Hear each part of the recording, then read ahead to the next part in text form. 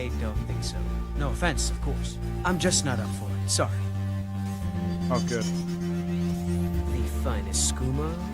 Oh, a snitch, huh? I can't have you running any guards now, can I?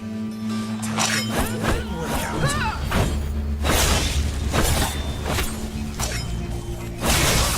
Well, I think...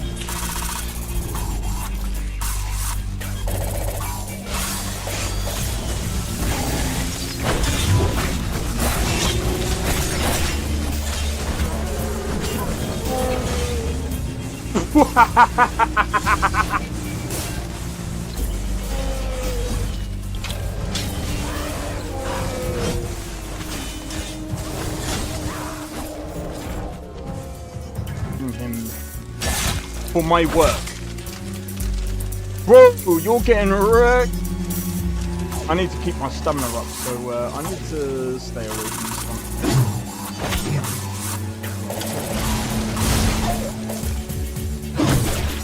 No! Everyone, teleport everyone. Oh!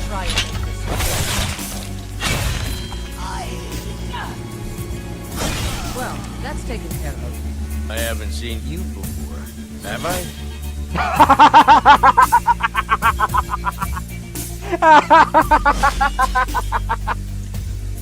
Oh, that's so funny, dude. You picked a bad time to get fucked, friend.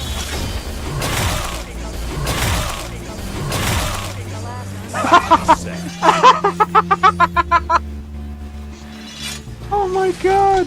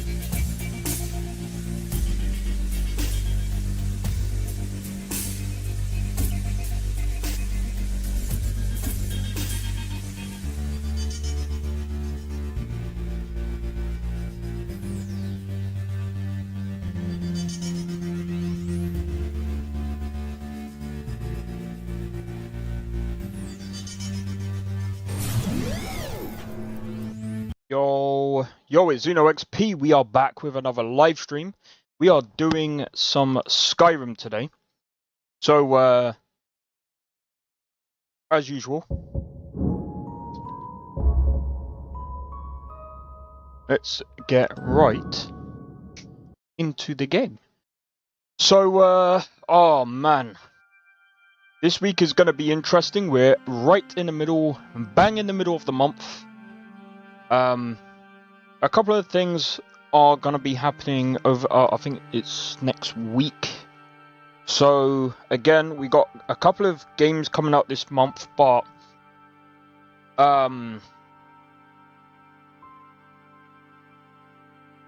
obviously I just covered, Blue Protocol Star Resonance over the weekend. You know, the game isn't too bad. I don't think the game is that bad. I think it's okay. It's okay for what it is. I just don't think you know, I didn't overhype it though, so like maybe that's why some people felt differently, and there's a lot of like maybe hardcore MMORPG. I completely forgot there's like hardcore MMORPG people that are like, oh my god, I want my PvP, I want this, I want this, I want this, I want this. If I don't get this, then it's negative. For sale. Live for thousands of years. See into other people's And it's like, yeah, okay, I can see why some people would actually vote it negative.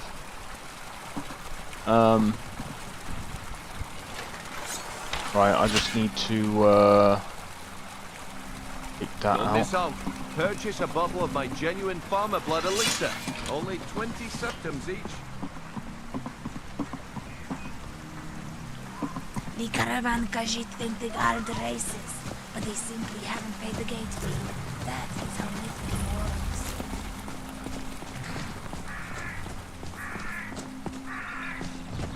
works. Oh yeah, we came over here for one reason and one reason only. Try and get into the Thieves Guild. The problem is, I don't think I can get into the Thieves Guild because of my level. Maybe I need to be like level 20.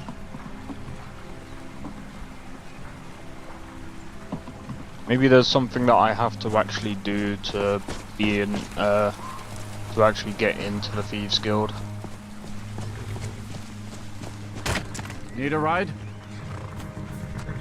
Tell me about Riften. You can get a room at the Bee and Barb, but mind your coin purse. It's no secret that the East Guild makes its home here. Oh, and if you meet Maven Blackbriar, stay on her good side. This is her city, and nobody else's. Good day. Okay. Just before I forget, let me just grab the chat, the shorts chat real quick.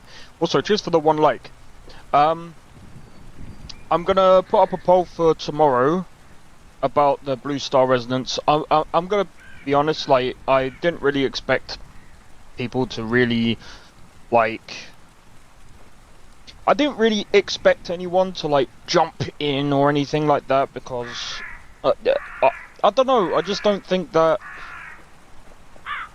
Sorry, I'm just setting this back a bit so I've got a bit more room. I just don't think that, I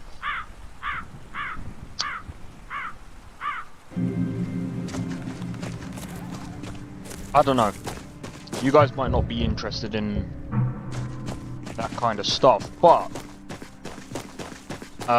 you know, the thing that's interesting about the game is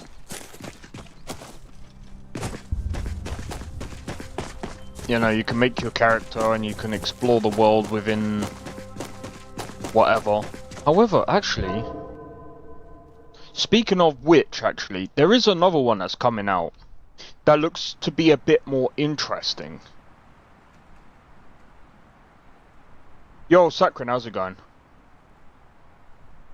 But this one's coming out on the 30th. This one actually looks to be a lot more...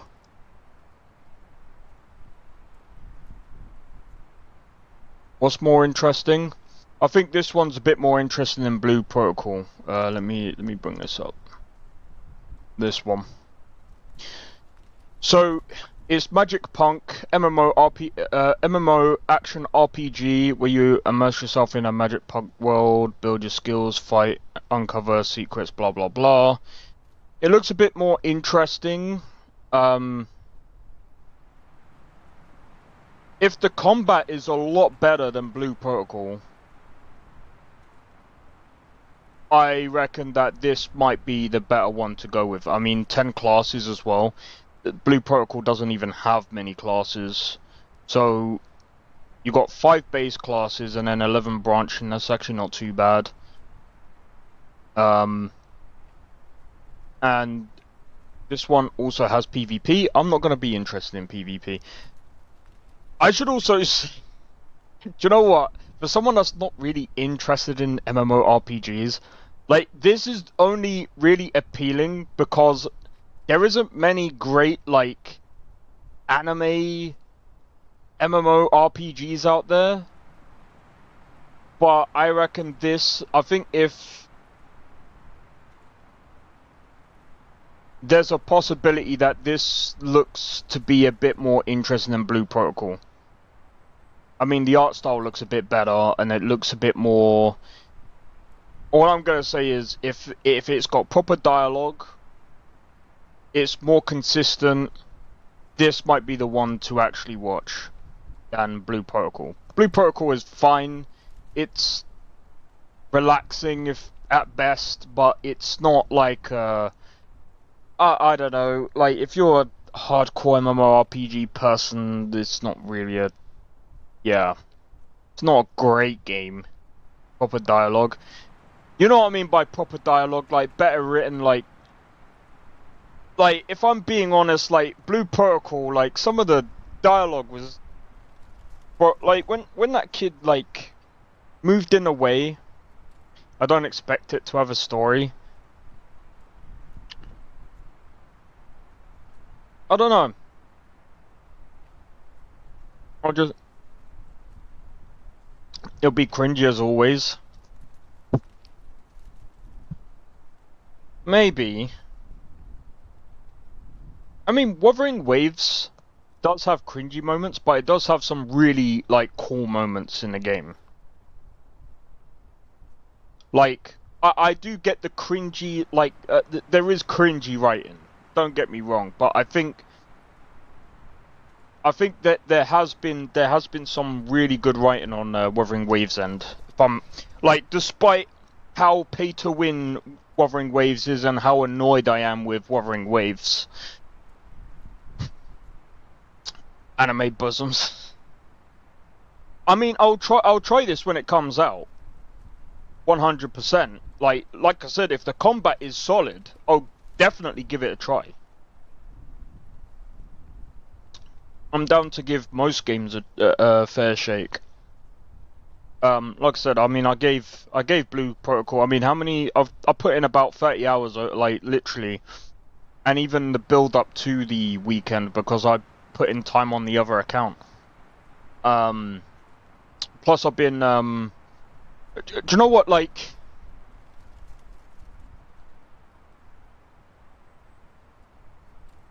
anime styling is anime styling. Yeah, that's true. I think that, you know, I don't know what it is, but the anime style, I don't know. There's something that I like from it, a different perspective and a bit of fan service. Yeah, I don't know. There's something about anime that I prefer, but just to bring it to where winds meet for a minute. Because I think that's the only part of MMO that I'm gonna be tackling, bro. Forsworn, Imperial, Stormcloaks. So many choices. Like, so hard to choose. Where Winds Meet is probably... I know it's not an anime, it's obviously very, very different to an anime, but it's like... Just speaking on that game just for a moment, because in about 2 days' time, they're going to be coming out with another gameplay trailer. So I'll be checking that out. And if I remember correctly, has Crimson Desert come out with another gameplay trailer on IGN? I was watching Zen last night. Lorem 4.2 is janky as usual. I haven't seen anything of 4.2 yet. So what makes you say it's janky? I've not really... This may be a rip. Did you hit him? Over here! Someone there? Hero!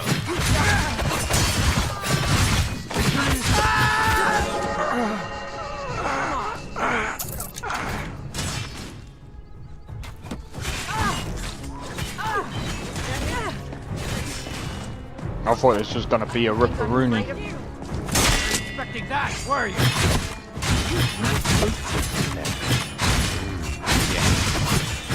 How are you?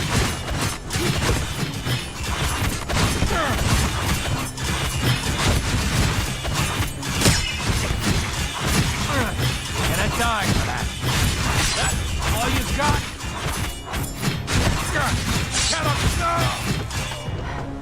Finally. Couple of crashes, freezes, totally uncharacteristically of Lorem. I can take you. What you were thinking I was hitting the wall, but really I wasn't.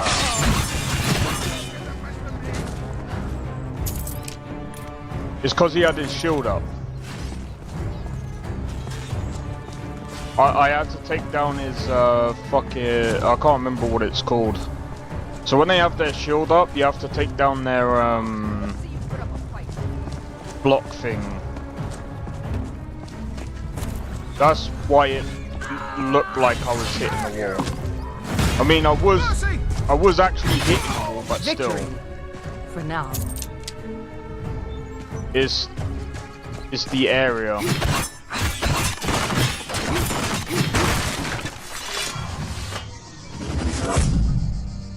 What the fuck?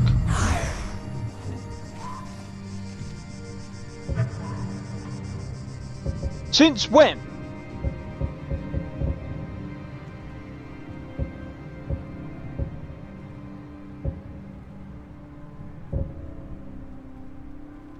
Hey yo, I'm going back, bruv. Nah, I'm going back. Since when? I don't remember getting infected. Guys, who remembers the last playthrough? What the fuck did I do? What the fuck did I do? Nah, I'm going back. I ain't got any way of curing that. That's not good, bro. What? Bro, I'm not... From time to time? Yeah, but I didn't expect that.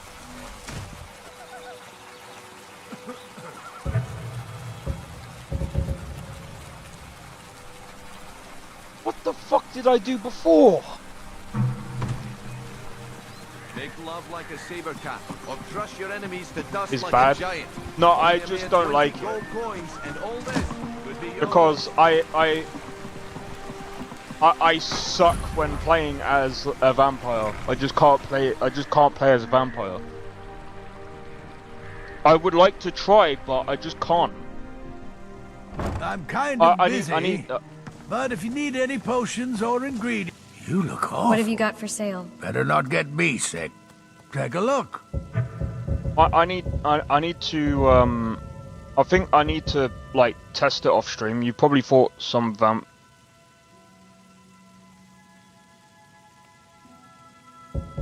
No, you're probably right about that. And there's a chance that I probably just forgot.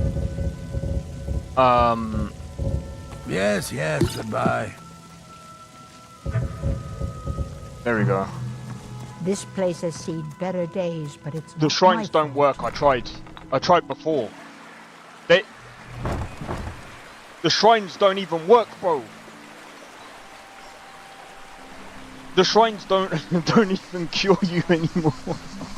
They took that out. I don't know how, and I don't know why.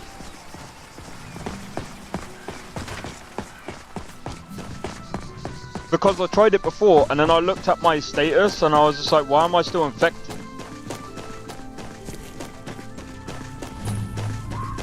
I mean, maybe I could go back and double check to make sure that's the case, but... I just didn't think that I was infected. I was like, what?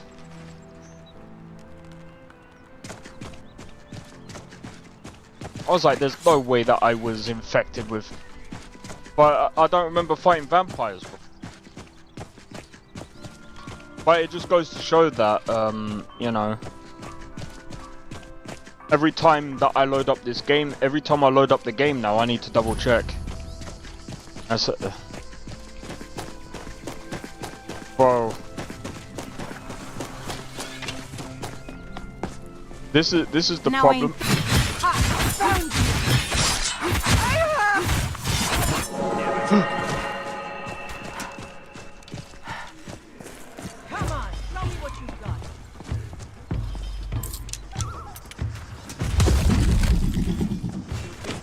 take me?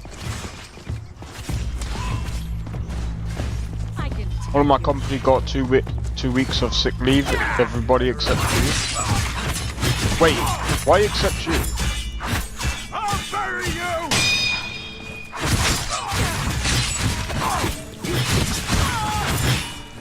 Well, I don't know what that was gonna do for you, mate.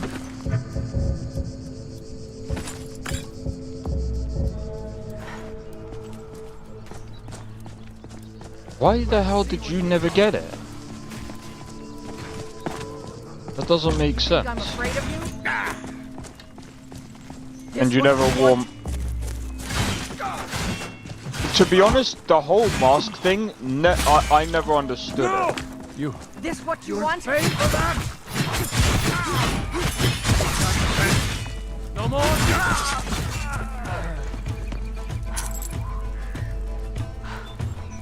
Because every time I looked it up, right, I will destroy you. I didn't even get the shots.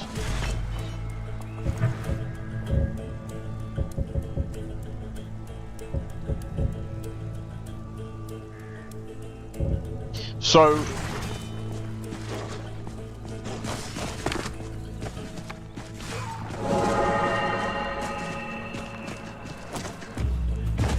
Look out!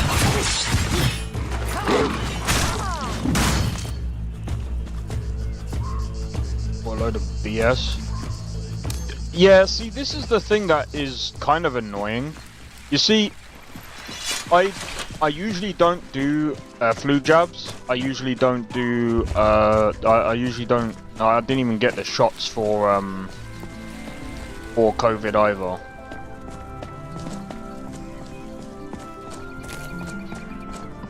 I literally didn't get any of the shots whatsoever.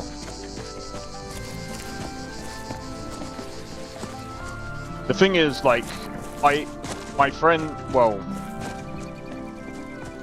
I should say, well, from what I've heard of my ex, The ancients built she got many the of sh- the she fortresses got that the, dot landscape of Skyrim. she got the jabs, and she ended up in hospital. But I think it was through something. I don't know what the fuck happened, but memory's a bit hazy on that one. But I wasn't with her at the time, so I was on my way to Germany to Riften is work where there, they make Black but the Briar flu mead. closed the We borders. should head down there, have ourselves a little taste test. Yeah, see, this is the thing. I don't think they should have forced people to do to take stuff like that, because the problem is everyone's like, "Oh no, you should take it because," yeah. But the thing is, we're taking a risk, and I get that, you know, you're trying to stop this thing from spreading.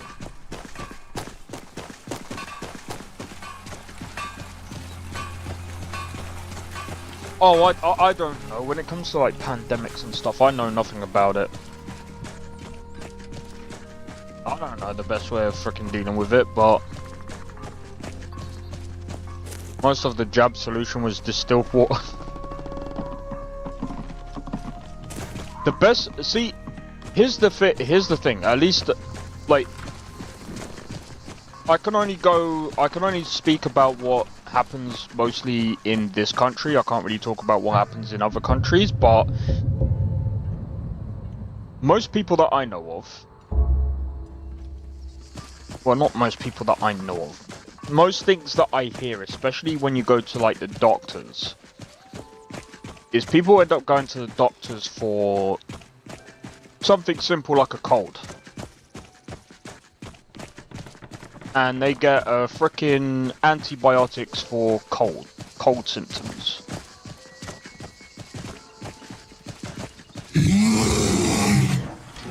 Well,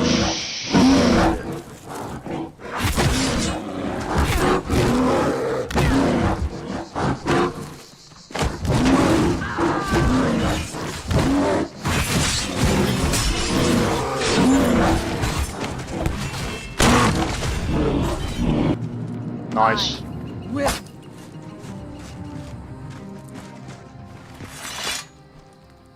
I would heal you, but I need my heals. But yeah, most people end up taking like antibiotics for like just something as simple as a cold. You know what I do for cold? Hot drinks. If it weren't for my mandatory checkups, I wouldn't see a doctor for years.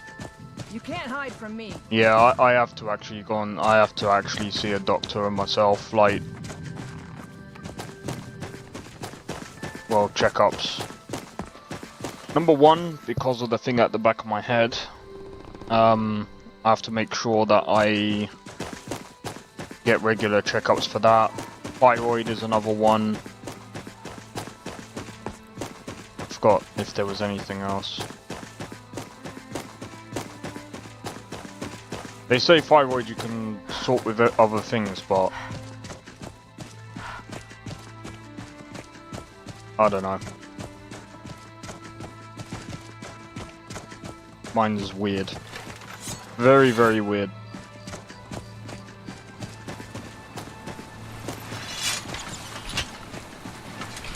So I go into my doctor for blood pressure, and the nurse is like, "Where's your life?" I'm like, "What the fuck are you talking about? Where's your life?" "Oh, your file, your file." Never mind. Fuck. I was reading that. Do you know what? I feel like I was a bit dyslexic there. Where's your file? Like, what the fuck? Yeah, they should have your file. That doesn't make sense.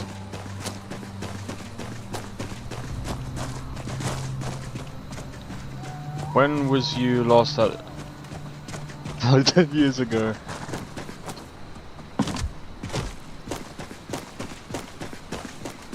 That's not good. Go see a doctor. I'm joking. You didn't even have a chosen doctor. She must be thinking, Jesus. This dude doesn't even have a doctor. To be fair though, I think you're in the military, right?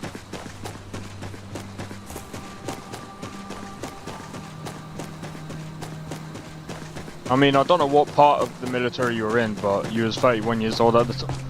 Well, you're saying that as if like you're like freaking 60.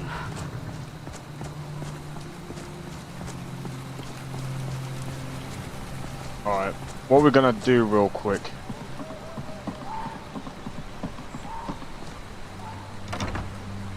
Nah, I'm joking. Oh!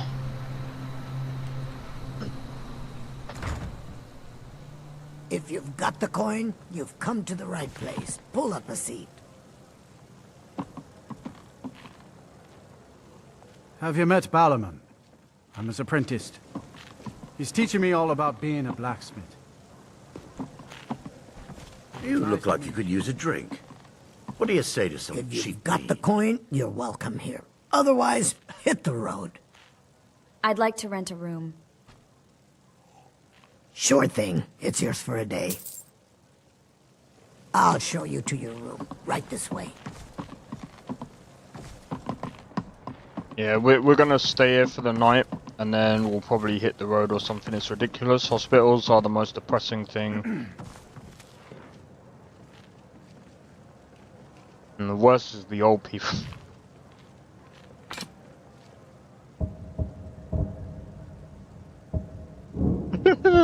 Yeah, don't say that, Sakrin. You're gonna be old one day. One day. We're all gonna be old. What do you mean Gore is now fearless? Draw, one thing that I do have to respect about these mod lists is how they actually stick to like adding mods. Anything else you need? You want a drink? If you'll excuse me, Get I off have your other lazy things to tail. attend That reminds Take me, care of the speaking customer. of mods, Sakrin, did you end up, did you get the chance to check out Lawbound? Is it Lordbound? The Imperials think us all lawless beasts. I'm proof of their ignorance. Lone travelers can find these woods. Need a ride? I'd like to hire your carriage. Where do you want to go? You know what? I'm gonna go to Whiterun. Climb and back, and we'll be off. Never check up new mods? Nah, that's alright. I was just wondering. I just heard about it, and apparently, it's something to... What is Lordbound? I heard about it, but...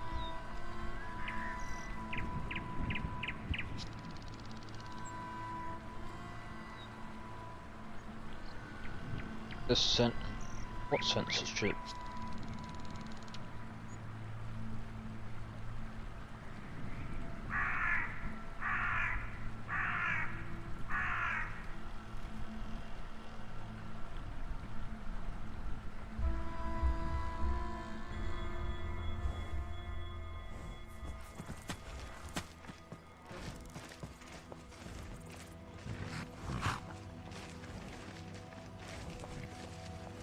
Whiterun. Mods get popular If I fast, never but saw often they need Dragon's time Reach to ripen again, up to get good. It'd be too soon. No, you're right about that one. Lordbound.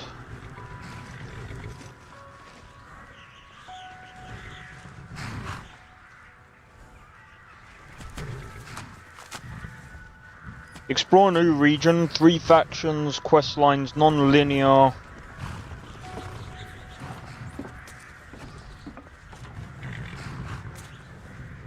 So what is it?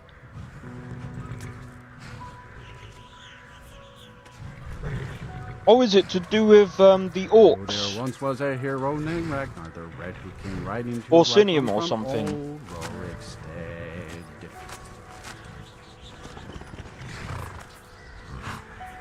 It looks like it's to do with Orsinium.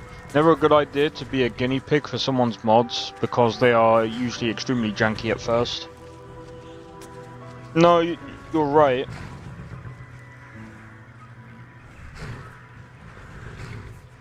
It's just I heard about it and I didn't really know too much about it, so... I didn't know what, I didn't know what the reception was gonna be for it, because I keep hearing it everywhere. Everywhere I go, it's like Lordbound. Oh my god, have you ever heard of Lordbound? And I'm just like, what the fuck? What is this mod? The only Lord mod that I've ever picked up was the one where you can,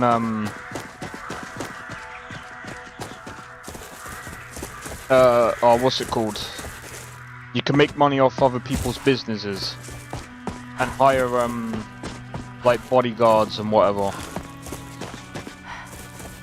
That used to be fun, but I don't think that mod is, up to date. Alright, I'm gonna head over to the farm. I'd rather have 2 bottles of mead than 2 wenches, friend.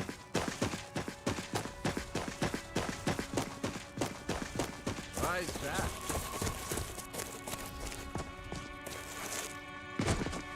But yeah, I feel like...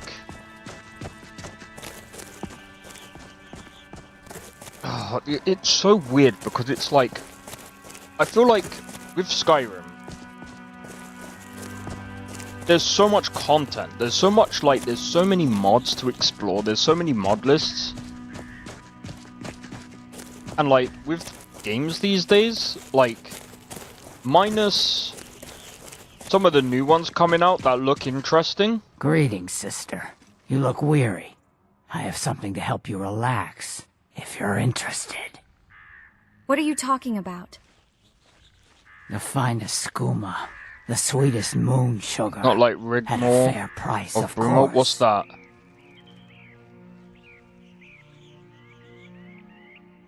This doesn't seem legal. Ah, a snitch, huh? Can't have you running to any guards now, can I? Come on, Is someone let's there? see what you're made of.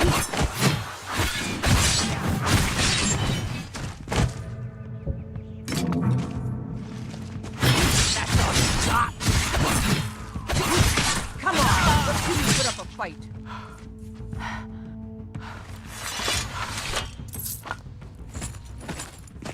We put up a fair fight, but didn't have much. Worst expansion and story mod ever made. I hate it with a passion. Is it similar to the one that's over here? I can't remember the frickin'. I can't remember the mod. Is it Forgotten Ruins? No, it can't be that one. No. You know the one where you go, I think it's High Rock. And, they do all this, like, song and dance and, oh my days, I fucking remember that fucking... I don't want to experience that again. That was fucking dog shit. The worst part of it is I remember this woman that was so poorly voice acted. We met up with this guy, and then all of a sudden her head came off, and I was just like... Who the fuck wrote this? I was like, who wrote this?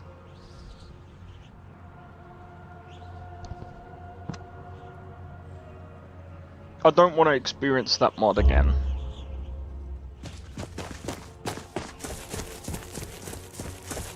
Played too many mods. Alright, take it easy, Sakharin. Cheers for tuning in, man. Bon appetit. Oh, wait. Shit, that's French. Enjoy your food. I forgot how much you hate the French.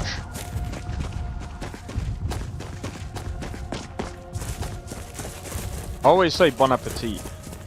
I actually don't know why. Balmore. We're not experienced enough yet.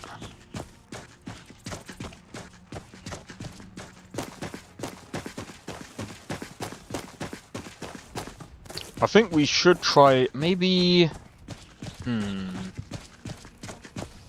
could we be a companion?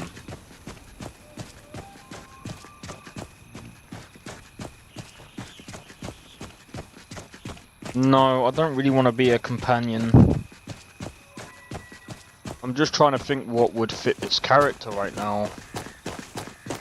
What would fit this character's story?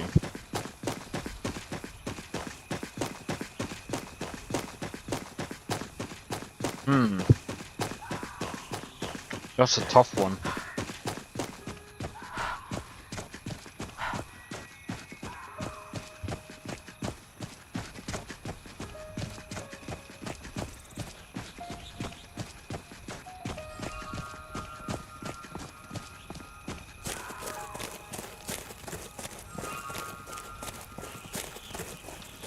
Oh man.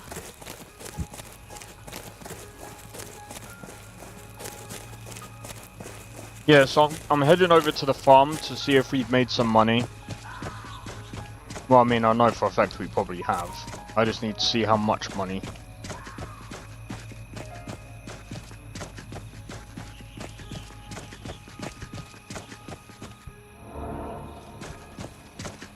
And we have a level up as well.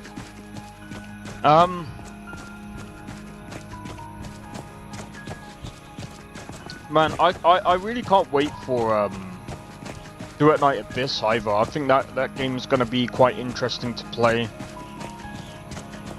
I just can't wait to play some of these other games on the stream, and just to change up That reminds me, I will be changing up the schedule a bit very, very soon. Very, very soon. Just to keep things fresh on the channel. I'm not entirely sure what kind of games I'm gonna be playing yet. That reminds me, I did try Monster Hunter Wilds. That game is...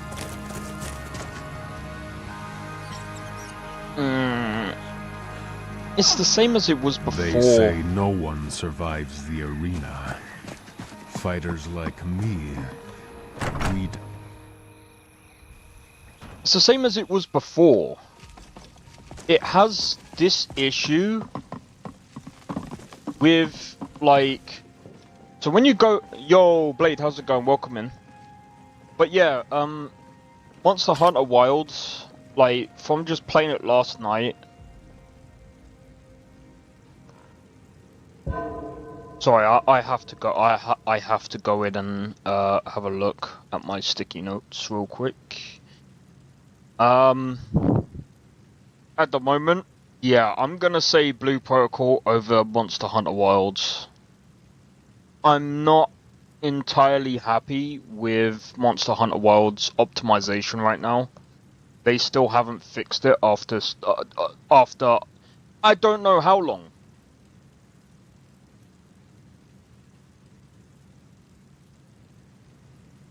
I'm running at like, like in the hub area, I get anywhere from like 60 to 70 FPS, which is like cool. Okay, fine. But then when you're out hunting, which is where you need the optimization, by the way, it goes down to like 30, maybe sometimes even 20. And I'm like, yeah, I'm gonna be honest, dude. The kind of game that it is, it's a very basic game. I'm sorry, but anyone that says, oh, but Monster Hunter, yeah, I mean, it's a good game, but it's very basic. You're going out, you're hunting monsters.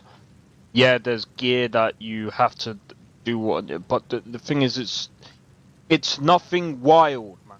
There's nothing wild about Monster Hunter Wilds. Alright? It just isn't. You're literally going out, you're hunting monsters. I mean, okay, I'm literally breaking it all down, but I mean... I'm breaking it down because optimization should really be a lot better for what the game is, and that's why it's not even in my top 5. If the optimization was better, see, the only thing that kind of holds it up is the story for me. But yeah, sorry, I was just trying to make a. I was trying to see. The stutters are quite wild.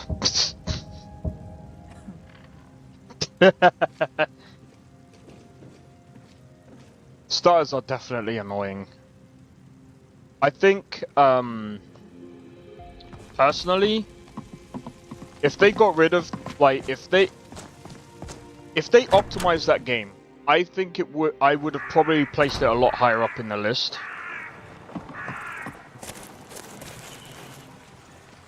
But,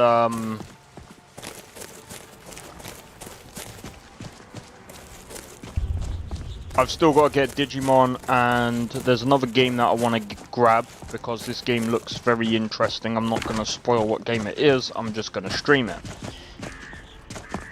It is an anime game.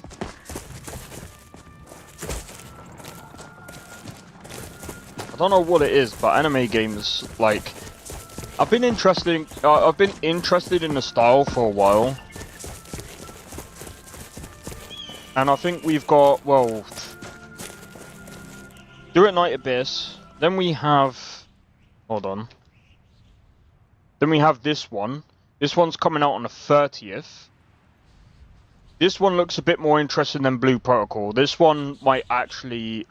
I might actually put this one up higher on my list. Especially if the combat is much better. If this combat is much better than Blue Protocol, this goes right up on my list. And especially if the customization is much better as well. But I think this is kind of cool.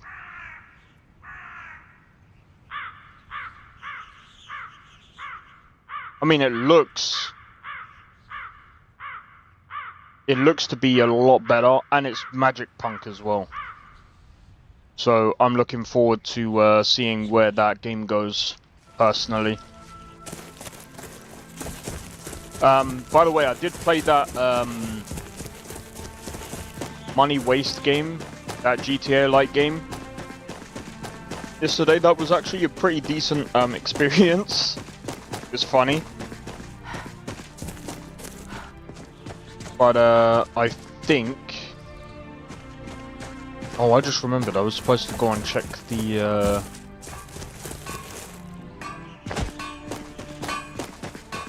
Let's see. Have we made any money? What do you need? Very good, ma'am. 3K? Farewell. Oh, we're doing good. What are we going to kill today? Bandits? Imperials? Nice. Stormcloaks? Okay.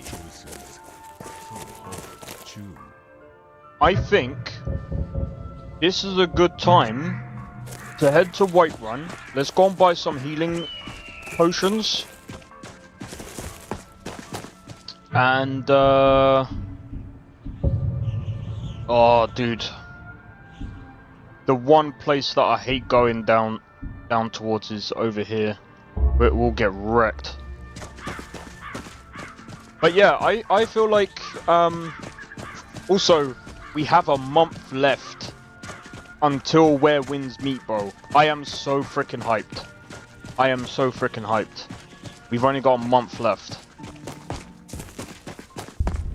Because when that game comes out, I will be playing that for a long time. Along with Skyrim and Cyberpunk.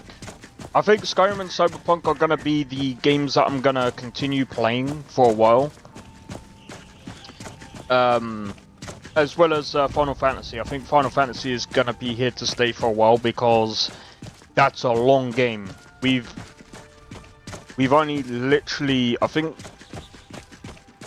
we're just about halfway through the first game, and then we got the second game to get through as well. And then I think after the second game, I'm not too sure. We'll have to wait and see how far we go, see how far we progress with all the other stuff. But the other thing as well is Outer Worlds also comes out at the end of the month as well. So towards the end of the month, we're gonna be jam-packed with games to try out. I'm not entirely hyped about Outer Worlds 2. I think that game is gonna suck. Pretty much like Avowed. I don't think it's gonna be that great. The reason why I'm going in like that as well is because I just don't have much faith in Obsidian anymore. I just don't think their games are that great.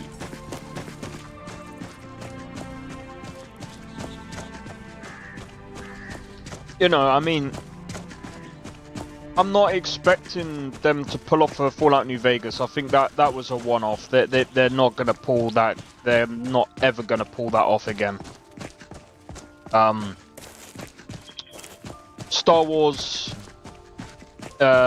SWOT, or was it KOTOR? KOTOR 2 that they did. They're not gonna pull off those games anymore. They're not the company that they was before. And I think this is the thing as well. They've been bought off by Microsoft. I don't think, in my opinion, a lot of these companies that have been bought off and made to be inside of another company, I don't think they're the same companies anymore.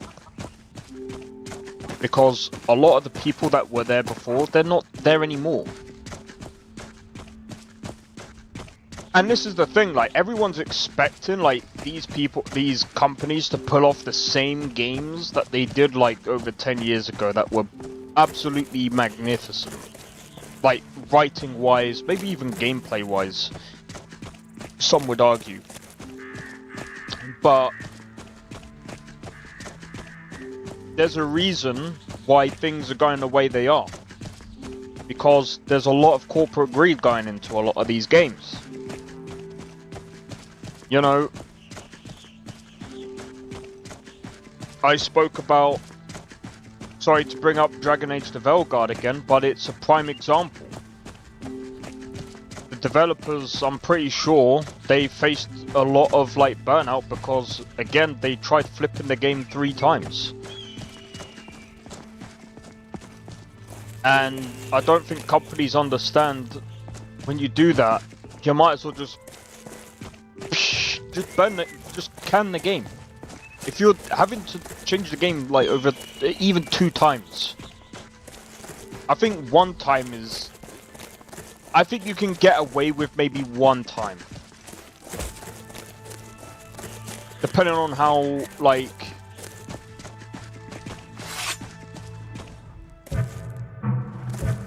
it depends on how much you change up the game by. You can't hide. No more. I need him. Don't do that.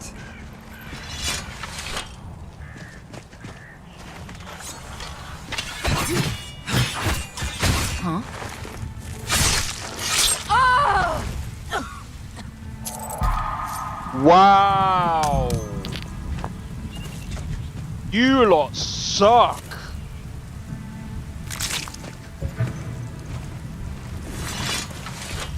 Walk always in the light, or we will drag you to it. Excellent. You've done us a great service. Here is your reward. The Vigil will be watching you. Glad they gave me a cure disease. I can almost turn into a vampire earlier. But yeah, I think the developers of Where Winds Meet, the developers of Crimson Desert, I just hope that these guys are able to progress their games in ways that doesn't, even if they do have a publisher, I just hope that the publisher doesn't like overstay their welcome, if that makes sense. I just hope that they don't like have too much of an input on game development. Unless, of course, I said before, like, you know, there's some publishers that will give you developers if, you know, that, you know, if you don't have many developers in your studio and you actually need some to help, like, make mechanics in your game, or, you know, to help write out, or to help with sorting out your game, I think that's fine, but I just hope that there's no I don't know.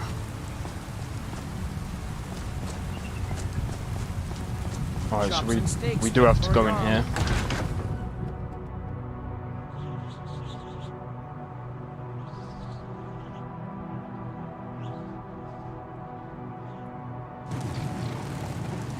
Pretty full stock of potions and alchemy reagents. But yeah, I really can't wait to see what Pardon me, but do I detect a case of the What have you got rattles? for sale? I've got something for that. So you're interested in my potions and ingredients? potions. 9 ingredients.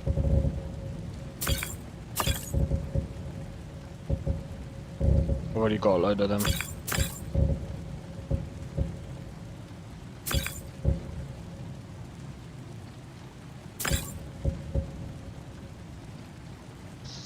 That'll do for now.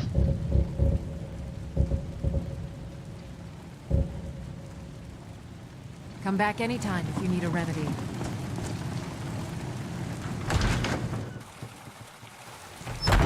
I just can't wait to see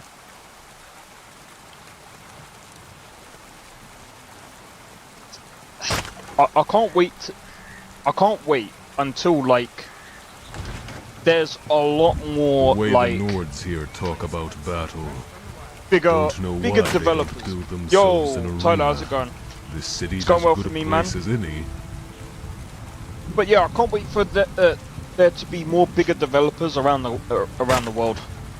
One's in China, one's in... I mean, there's already ones in Japan, one's in Indonesia, I don't know, one's in India. Hopefully we get some in Brazil. Well, there needs to be some in Brazil. There needs to be some developers in Brazil. I think that would change up the industry quite a bit.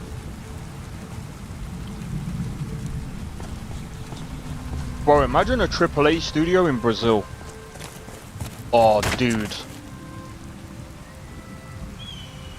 The finest cuts, fresh from the wilds.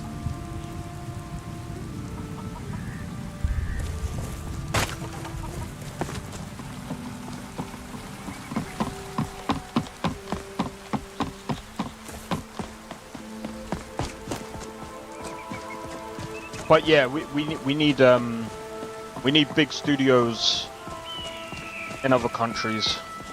And I'm not talking about the American companies going across to other countries. No. We need their country to be able to develop, to have these bigger games companies so that these games companies can change the course of the games industry.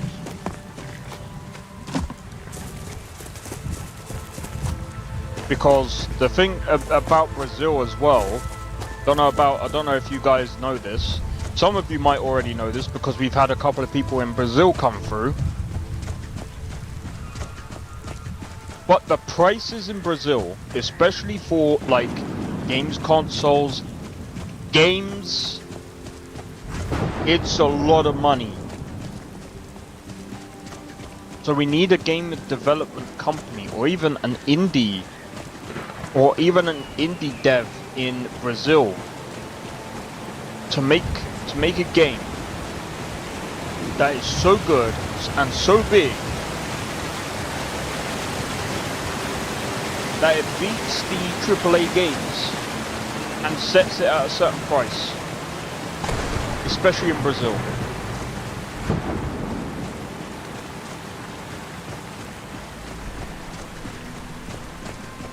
And the same for other countries as well, by the way. I'm not saying it just for Brazil. It's just Brazil is, at the moment, like, the only one that I can think of that is struggling with money when it comes to, like, games. I think Australia is quite bad at times as well. The frickin' tax.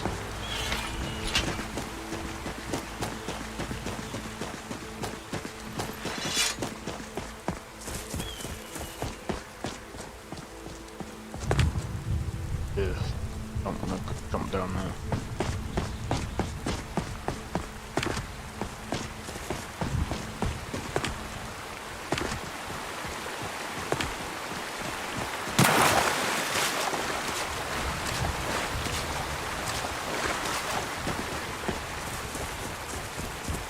But yeah, at the same time, it's just like, you know, we're getting. I think.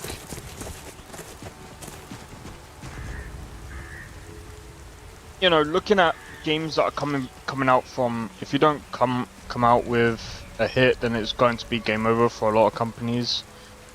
No, that's not necessarily true. That's not necessarily true. You see, you don't need to make a hit game. You see, this is the thing that there's a misconception in gaming a lot of the time. You see, the only time that you need to make a hit,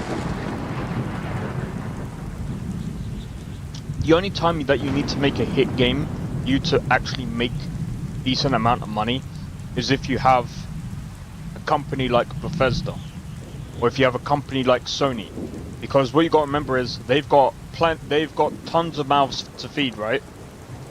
Don't know much about Brazil, but they have great beef restaurants. I know they have great people over there. I know you know, their people are struggling with. Well, I mean, I don't know about now.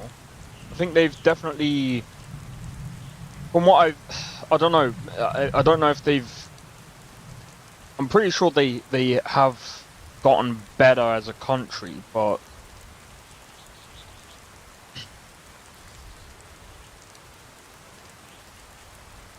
I think, you know, they need to make more progress, if that makes sense. But I know they've got good people over there. Bro, they had one of the best football teams in the world. Right, so about your statement about making a hit game. Here's the thing. Making a hit game is very rare. What you need to worry about as a game development is not necessarily a hit game. You just need to make sure that your game is doing well. For example, this developer could be selling fine. And I mean, look, I mean, it's very cheap. It's a very cheap game. Probably didn't sell as many copies as, say, Hollow Knight or anything like that. This probably didn't sell that much. But this developer is fine. Most likely than not. And not only that, they've got a publisher. One who's always struggling is Venezuela. Poor guys. Oh yeah, I forgot about them guys. Yeah.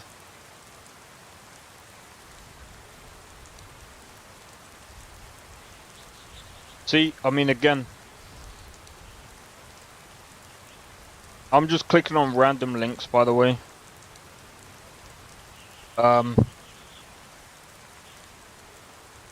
These aren't really in. I mean, to a degree, I guess they are, but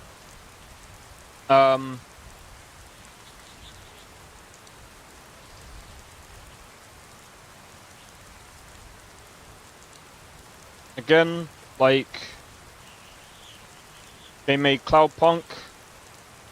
In fact, do you know a good example of a game? Let me find it.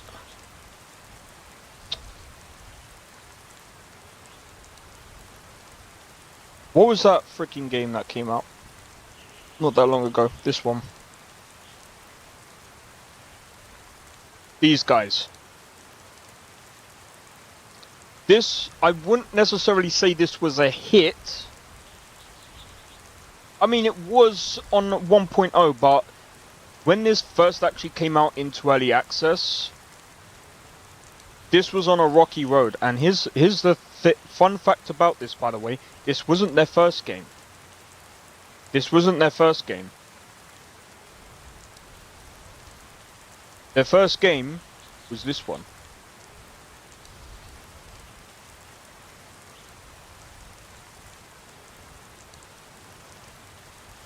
This was their first ever game that they ever made, from what I know of on Steam anyway.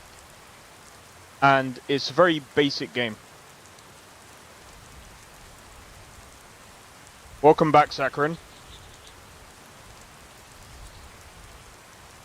I mean, it's a deck building game, but the thing is, again, you don't necessarily need to make a hit game to make it in the games industry.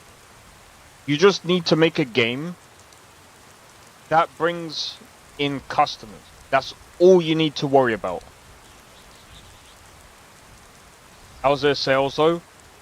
I mean, most likely pretty good.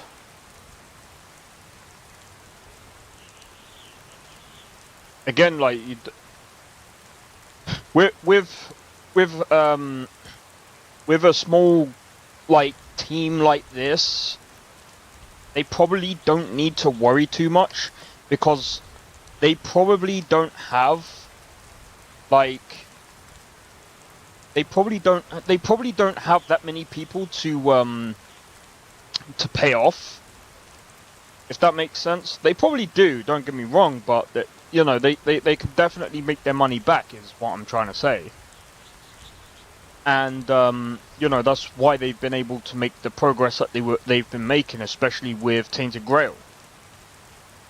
And I'm pretty sure the reason why Tainted Grail was the thing is because this game was good. But again, by today's metrics, or even by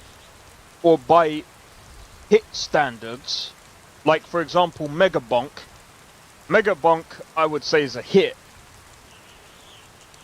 but it's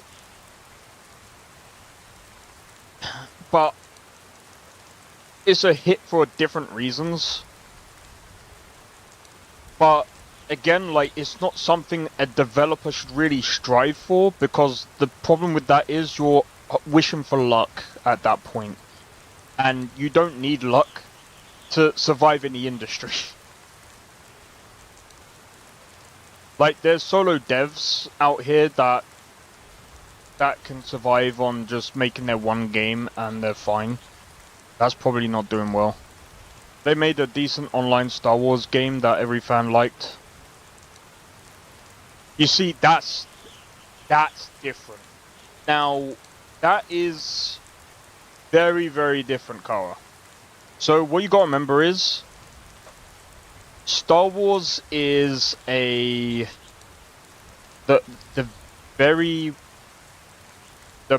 massive issue with Star Wars is this. Not only do you need the license, the license is a lot of money. There's already a Star Wars online game already out there.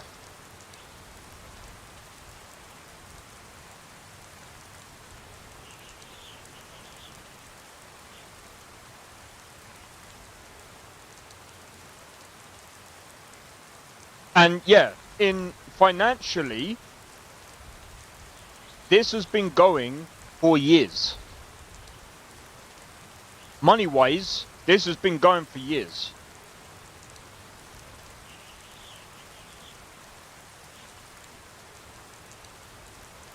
But again, look at the publisher.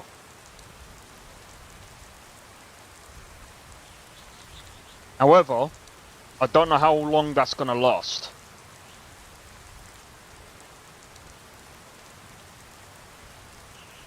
They might end up selling it to someone else.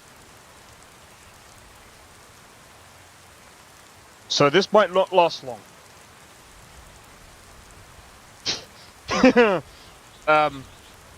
But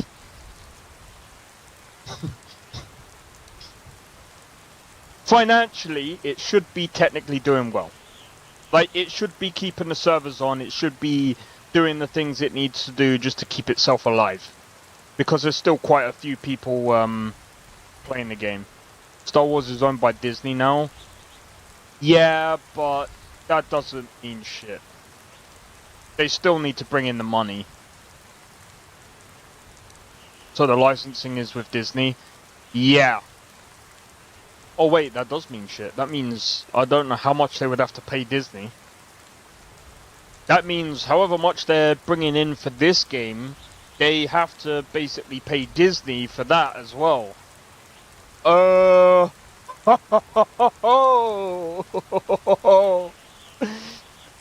Yeah.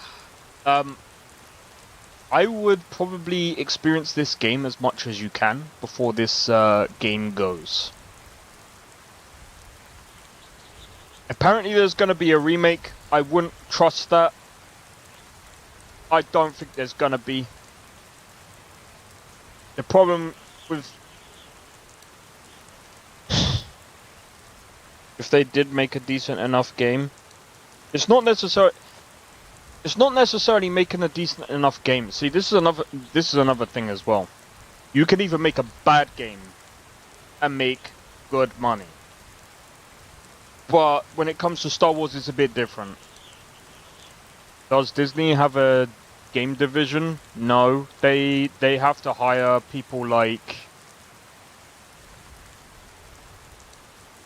What was... They have to hire mercenary game devs. Like Virtuous Studios, or the ones that they've been using for a while, but I don't think they're going to be making games long enough. because the last game sucked. Does everyone remember? Oh wait, no, that's Warner Brothers. Sorry, wrong one. That was Warner Brothers. That was Warner Brothers. I was thinking of the remake is for KOTOR. They should make a remake for KOTOR. Star Wars can make money even if the game is bad. Yeah, they can. They've done it before. They've done it before. What was that? This game is fucking terrible. They've made money on this. So if they made money on this...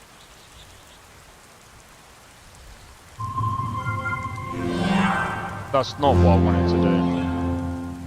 That is not what I wanted to do. Get me the fuck out of this. What?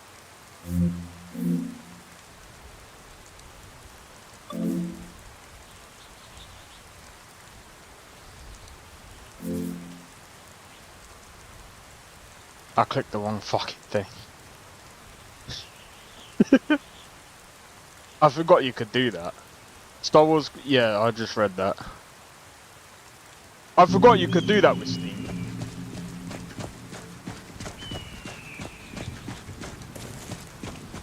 As far as story goes, you can do no wrong with a Star Wars storyline. You can literally write the story however you like.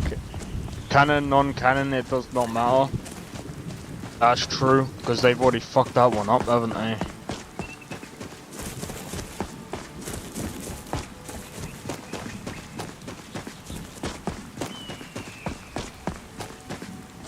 See, this is the thing. Like I said, when it comes to game dev, you kind of like want to do your own thing, because the problem is you don't want to run into any licensing issues or anything like that. You don't want to run into any like lawsuits or anything like that, because again, it's costly. That's, you're already going in with a bit of a overhead. That's why you'll see, like, for example,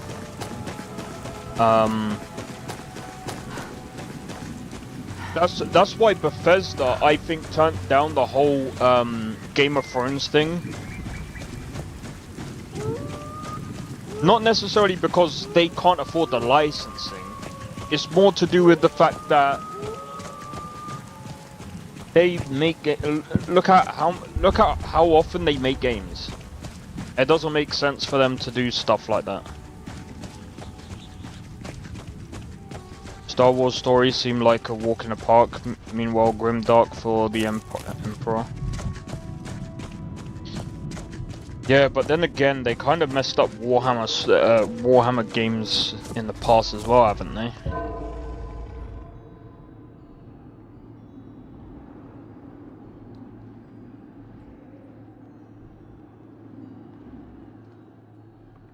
Isn't there like some Warhammer 40k games that they've really fucked up?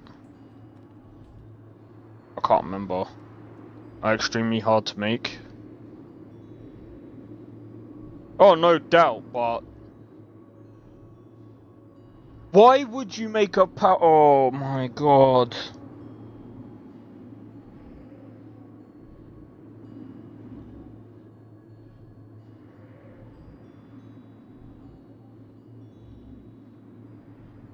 Even if the lore is magnificent. Yeah, but that's like with anything. That's like with anything though. Like, you could literally, like, that's the problem with making any sort of like game. You could make the lore so good, so impeccably amazing, but you could still make the game crap.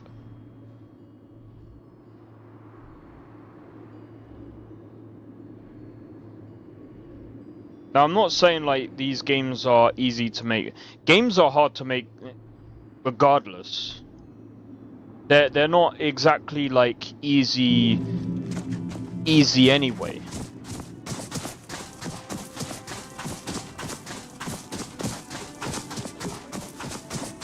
they're very like tough. And it also depends on the type of... It also depends on how you make the game and like what kind of... You can't make a non-R related... See, yeah, but that stuff, I mean... That doesn't really make a Warhammer game necessarily hard to make. It's just... You're gonna die for that. Fight! Won't get away with that.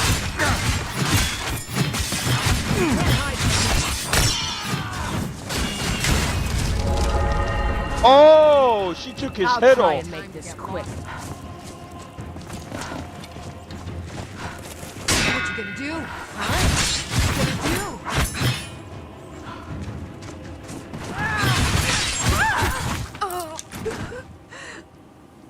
He took his head off, bro. But yeah, like I said, it doesn't necessarily make the game harder. Maybe that's 7 times comparison to every game, you know? Yeah, that doesn't necessarily make a game harder to make. Wasn't right. Wasn't fair.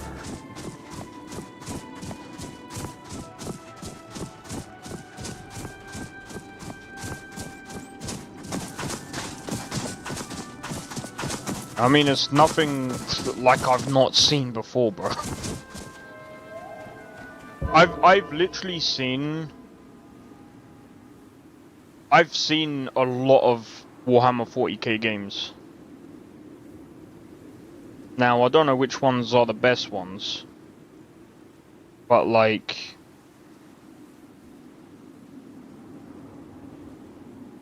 It seems like this one is...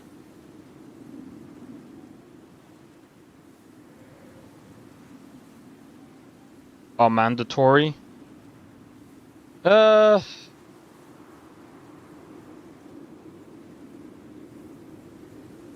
Not really. Again, that's not what makes a game harder to make. I guess marketable, maybe. Then again, like, just seeing this game, like, it's not that gory. It looks sick, but... I wouldn't say it's like...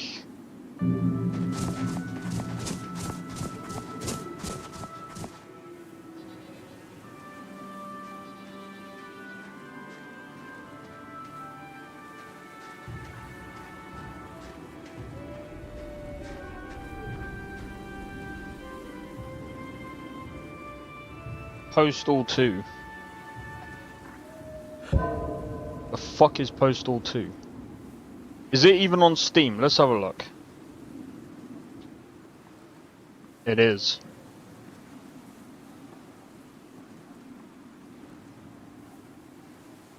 This is supposed to be the most gory game on the planet. Explaining to the founders and financial backers, we need to make this game lore accurate.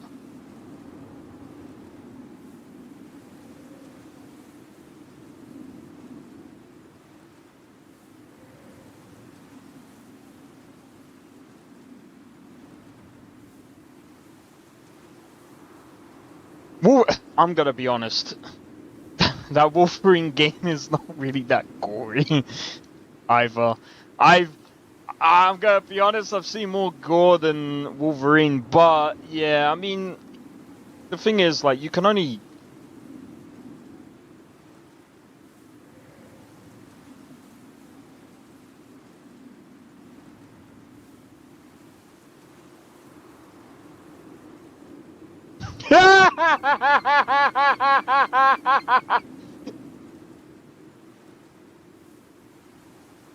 Yeah, I'm gonna be real.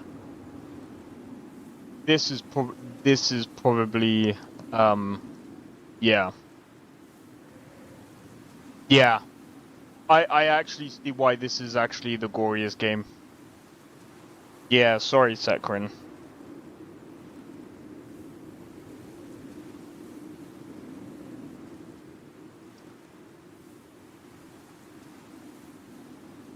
And Manhunt as well. Warhammer might be gory, but it's not that gory. I'm sorry, but it's gory, but it's not there, man. The most gory games were put into court for reasons. There's a reason why Manhunt got banned. That game got banned in multiple countries. I don't even think you can even own that game. I don't think they might have actually allowed that now.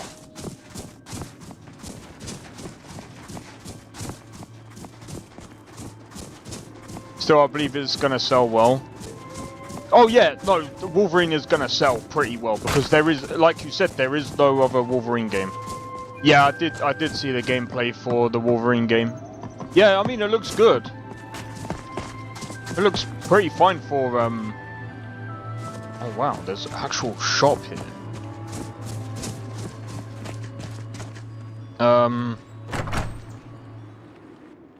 Got a pretty full yeah, stock of potions. I'm and sorry, alchemy Sekrin. reagents.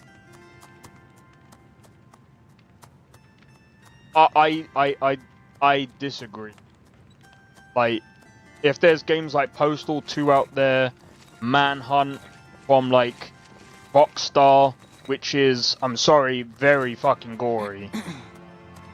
Warhammer is not really any different. It's not any different. Like, from what I've seen, it's gory, don't get me wrong, it's gory, but it's not like... It's not, like, as... Need something. What have you got for sale?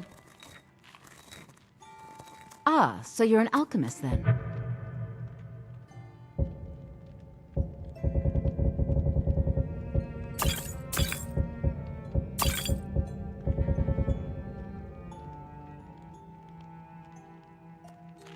Mm-hmm. Cool.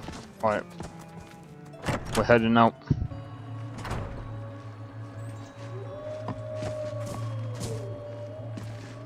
What do you need? Nothing from you.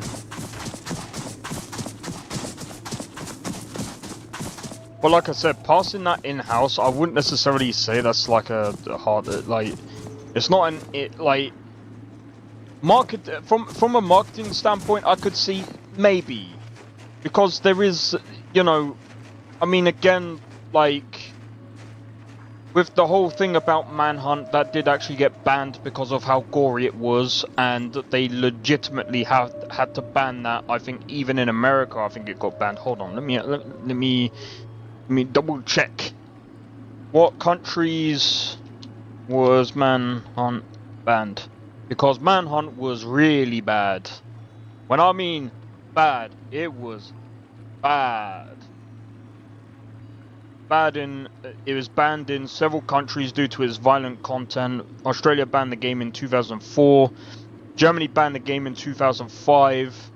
New Zealand also banned the game. Manhunt 2 also faced the same restrictions as well. Yeah. I'm sorry, I don't think it's... I don't think Warhammer has faced the same kind of scrutiny as, like, Manhunt. That's what I'm getting at.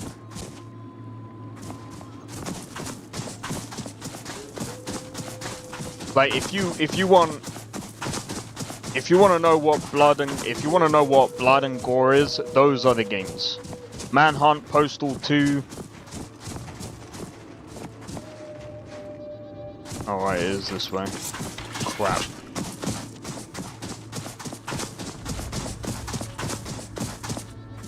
Doesn't make a remake? Yeah, exactly. Because they know why. It'll be a waste of development because the problem is it'll get banned.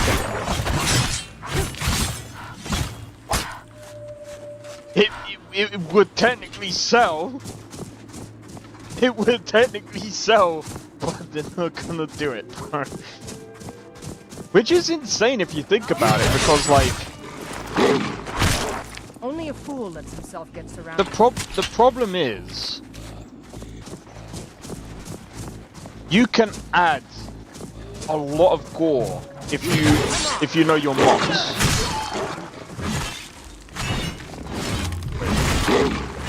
Watch it.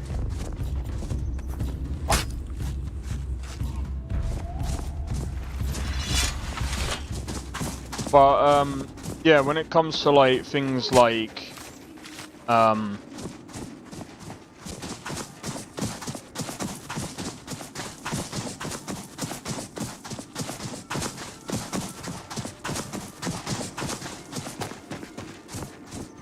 I think the reason why Postal 2 is technically fine.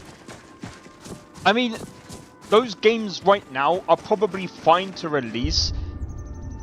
Like, if you were to release it as what they looked like before. Because the thing about it is it's not realistic graphics. They're very pixelated and very old, like, you know.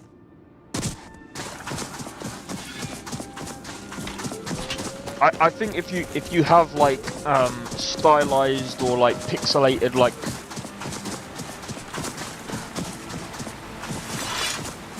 type of violence, it might pass. But that's another thing as well. But again, it's not necessarily a development issue. It's more of a marketing issue, because again, it's more of like, where are you going to publish this game? Tell that to the Unreal Engine fanboys. Well,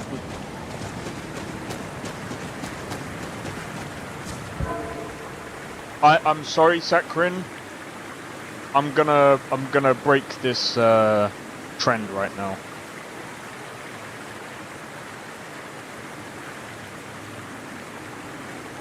You know what engine this was made in?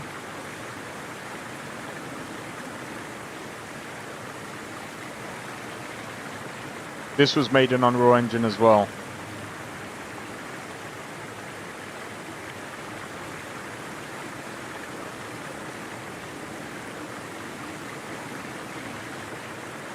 There's a lot of Unreal Engine games that are just stylized. And some of them don't really look really realistic. I can't remember. Wasn't South of Midnight made in Unreal? And that game, oh, don't get me started on the fucking animations.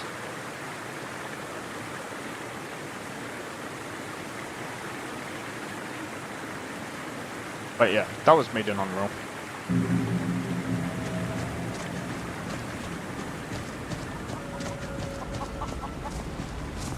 But yeah, it's more of like a publishing thing, because again, like I don't think you can publish it in, say, for example, China, because China doesn't deal, it doesn't like having like that sort of, you know, they would miss the opportunity to make the most goriest. They probably have done. Come on! I'll see you burn.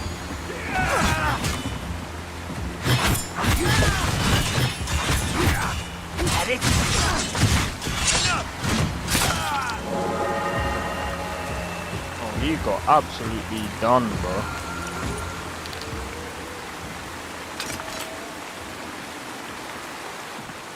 You got absolutely done. I mean, again, it's probably already been done. But again, it's probably not even been released in like the West. Or at least it's not been published on any like form of public platform. How do we know that someone hasn't tried to do that privately?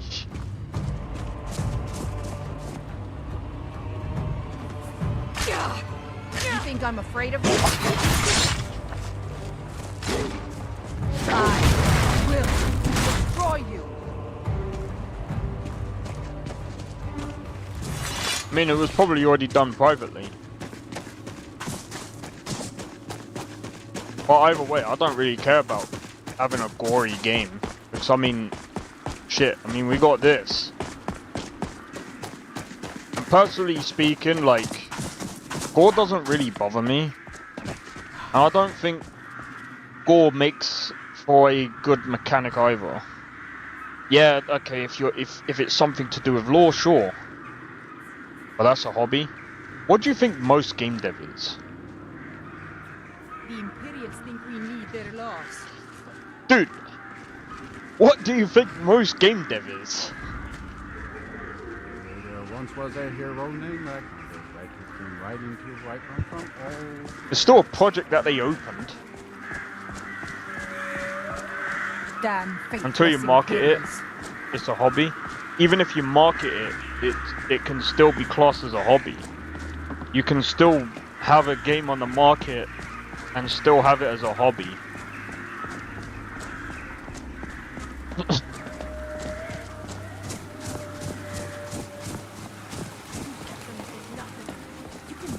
Either way, it doesn't necessarily matter, does it? All that matters is either done or not done. It's still... it doesn't disprove anything. I mean, look at all these game jams that happen. Technically speaking, all these people that are entering the game jam, they're marketing their game for free. Until you make money off it legally.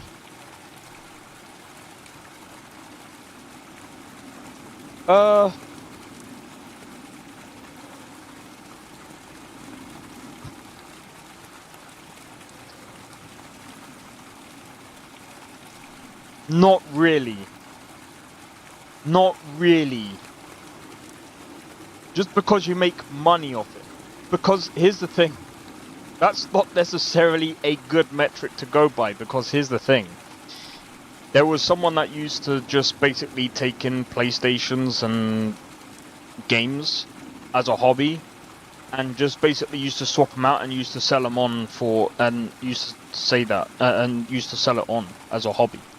There's people that take DVDs to frickin' car boot sales and used to do that as a hobby. They're making money from it. Is that still classed as a hobby because they're making money? Not really, because it could just be a one-time thing. Nah, I'm joking. I'm joking about the one-time thing, but, you know, that it's... unless it becomes like a... The moment it stops becoming a hobby is when it starts making you comfortable money, I would like to say. And in fact, even then, it's up to the person. Because it could...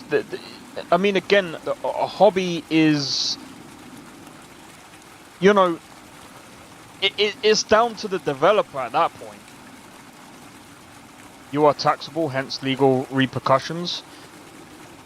You see, I'm not going to get into the legal repercussions because yes and no. If you earn enough money to become taxed, yes, I will agree with that. But that still doesn't necessarily make it more or less a hobby. As for taxable income, it has to be over a certain threshold for you to be earning money. At least in the UK. Because, for example, you can't just earn like £5 from a fucking hobby and say, oh, I'm now making money. If you go to HMRC and go, I'm now earning £5 a month, do you know what they'll turn around to you and say? Come back when you start making more money. This is a stupid conversation to have. We can't tax you on that. That's stupid. Or I get a penny every video. We can't tax you on that, bro. What the fuck? It has to be over a certain threshold. They usually say you have untaxable. Yes. They say, at least from what I know of. So, the way tax works, it depends on your national insurance. So some people have up to £18,000 tax-free money. So if you earn below £18,000, bro, you don't even pay tax. Because what the fuck do you have for, bro, they can't tax you for shit. That's untaxable money. They can't make money off you. They only do that if you're working. Like, if you're working, then that's a total different thing. Like, obviously, you do get taxed if you're working. But I mean, again, even then, you have to be earning at least like £16,000 make it a rule not to fight friends. But this Ulfric is a on the minimum salary now.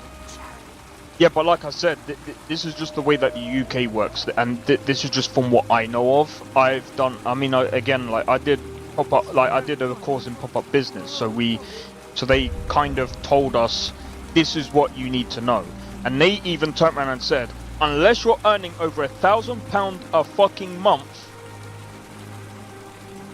it is pointless to go to the HMRC and go, I am now earning this amount a month for fucking a hobby. They're gonna look at you and think you're fucking stupid. What the fuck? What do you expect us to tax you on? They're gonna look at you and think you're stupid.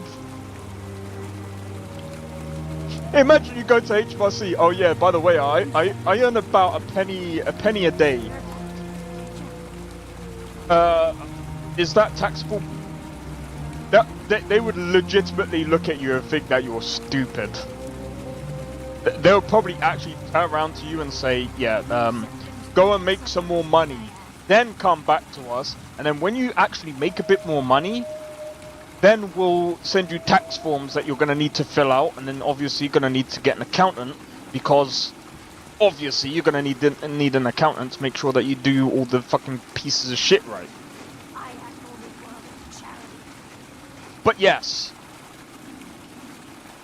they would look at you stupid if you go to them with like fuck all amount of money.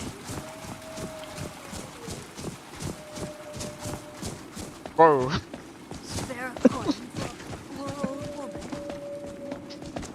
That's how it works in the UK. They would. That's how I believe it works in the UK. I mean, I know there's a thing now where they're doing a thing where if you earn like on if you earn money on the side, but I mean, again, you still have to earn a reputable amount of money. And if you don't earn a reputable amount of money, how the fuck are you gonna pay taxes, bro? Like, what taxes are you gonna pay? Even if it's the lowest, I think. So, the way the tax band works, I believe, is the lowest tax band is like, I think it's like 20%. Somewhere. So the first, I believe, 16 to 18,000 pounds. Now I could be wrong because again, like, this could be outdated, but. And I'm not an accountant, so don't take this as legal advice, okay? But this is just from what I've learned from pop-up business, and this is what I can say. From what I know of, anyway. So, 16 to 20,000, they'll tax you about 20% of that money that you bring in. Then, obviously, if you bring in even more money after that, then you go into another tax band, and then you have to... It's fucking complicated. But I mean, again, That's why I said, just because you earn money doesn't necessarily mean that it's not a hobby. Because the thing is, at least in the UK,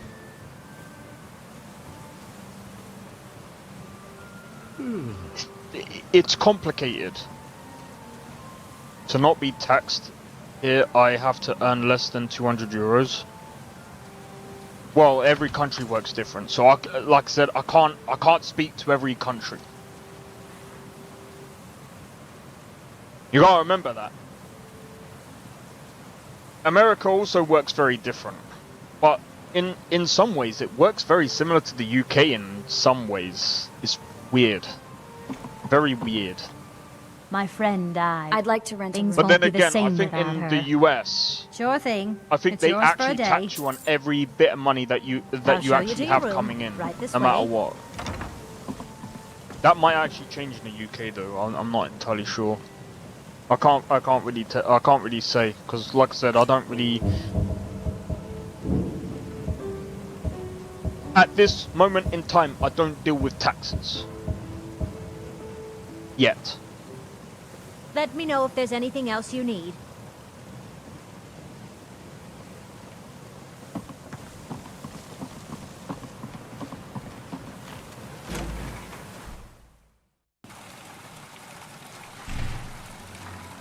The beauty of post-communism. Well, just remember.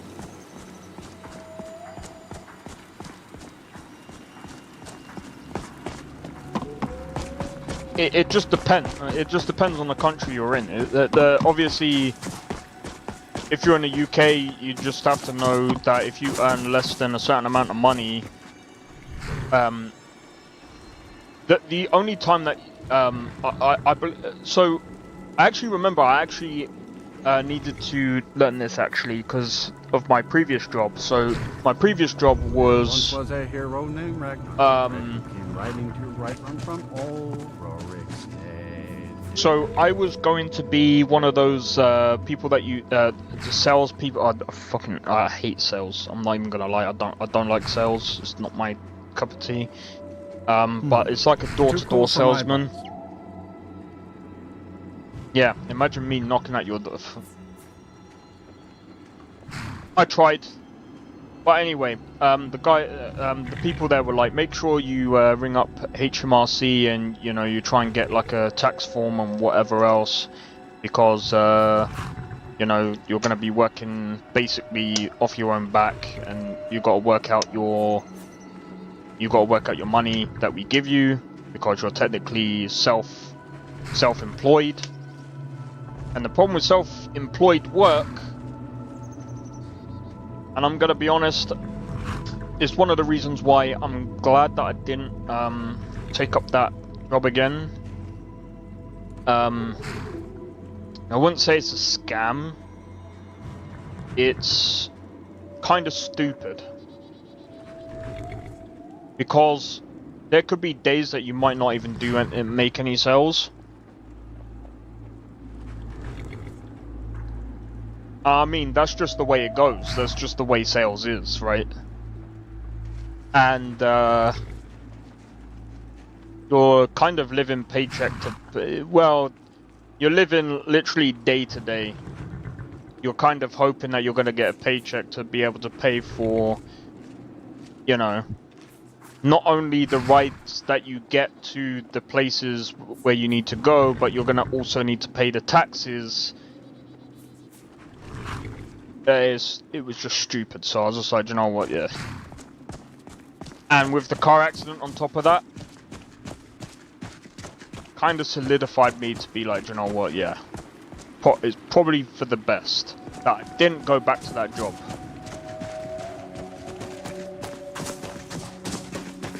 I think that from that day, I mean, I did suffer from a lot of anxiety because, like, I don't know, maybe I was like a bit in shock because that was a fucked moment. But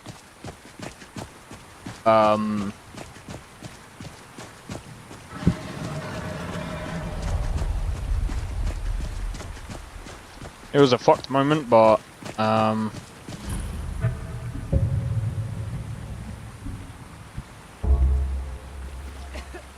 can't stay in shock forever.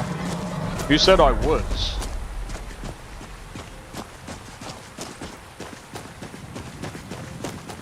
Bro, I went to therapy. I'm fine after that now, but like, bro, I'm gonna be honest. I'm lucky. One of the reasons why I left is because of how lucky I was. Bro, we spun out on the motorway at the time that it's supposed to be freaking busy. Cars freaking dodged us. I wasn't even the one driving. Obviously. It was a... Do you know what? I don't want to... I was at the back. I was at the back. The car spun out. Car spun out. And, I'm not even gonna lie, the guy at the front, he had me worried for a bit, but like my brain kind of switched off. Because, I don't remember exactly every bit of detail. Oh,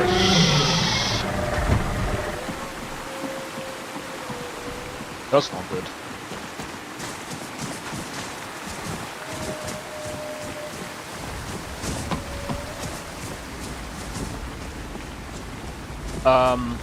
The guy tried to jump out of the car.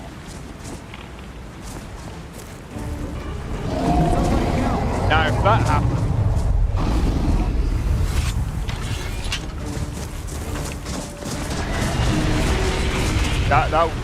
that would have been even more fun. But I mean, again, it's lucky that it did. I can just stand up.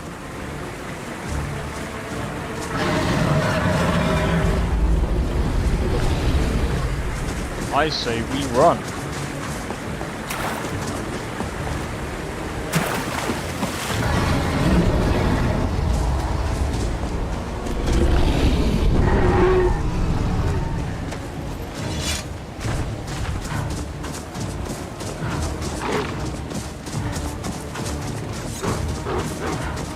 He spun and rolled. Oh, fuck that, bro.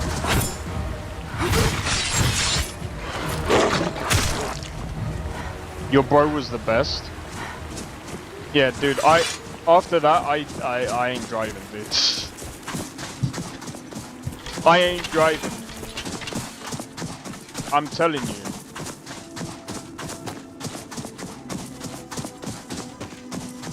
Dude, all I remember is... And then all of a sudden... spun right... and literally, I mean, the driver lost control of the car, and I'm just glad that the guy didn't actually jump out the car. He was panicking like anything. But the guy literally turned to me. Like after we got out, he was just like, bro, you was like so chilled. He was just like, bro, you didn't care if you died or not.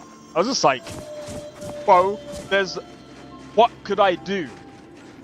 In that moment, I'm thinking, it doesn't matter what I do. If a lorry came and hit us,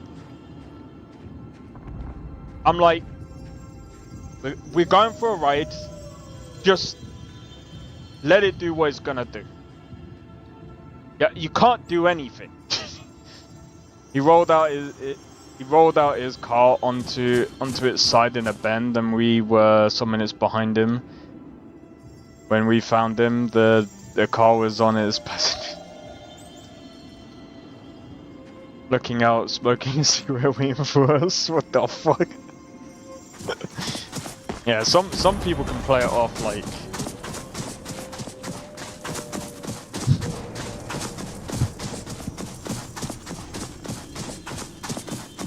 but no, I think there was a mix of things going on back then for me. It wasn't just that event that was going on. But yeah, like I said, one of the reasons why I left that job was number one. After that car spun out, I'm gonna be honest, like we were just lucky. We were drifting behind him and piss drunk. You lot are silly as fuck. Either way, I didn't have much of a choice, you see. It was either... I don't think she was a bad driver, I think that she was just inexperienced. So it was either her that could drive, or the other one that just likes to speed. Now, I don't know about you, but I had a thought that weekend, and I was just like, you know what? I think I value my life. If I was to get in with someone that spun out, like, there's probably a good chance that she wouldn't have done that again, but still. I like to count my eggs while I can, okay? At the time I was still young. And to be fair, if it wasn't for that, I wouldn't have started streaming. Like, I wouldn't have like streamed as consistently. So I mean, there's positives and negatives around that, but you know, it is what it is. There's probably some reasons as to why I got also fucked up. Maybe that's why my nerves are also misfiring. Maybe. I don't know. I mean, it wasn't like a massive, like, freaking car. It could have, like I said, it could have been worse. It could have been a lot worse.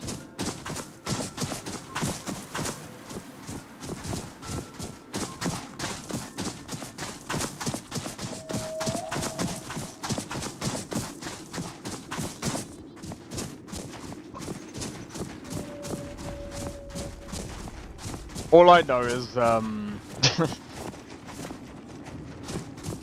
I rang my mum and I was just like, by the way, I'm coming back home. And she was just like, oh, okay, that's a bit early. I was like, why, what's happened? I was just like, basically, I got into a car accident. It's like, oh, what happened? I was just like, driver spun out on the motorway. And she was like, are you 100% okay? I was just like, I'm fine. I'm like, I'm all fine. I'm with another guy here. He's panicking. I'm just, you know, we're just gonna head back. To be fair, I wanted to make sure that the other guy was okay because he was.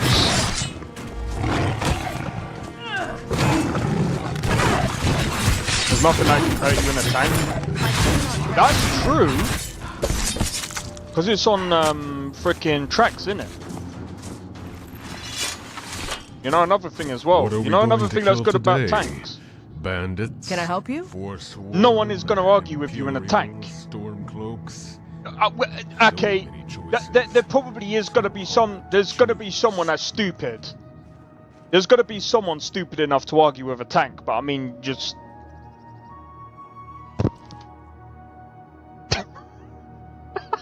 No, I'm joking. I'm joking. I'm joking. Someone's going to take that out of context.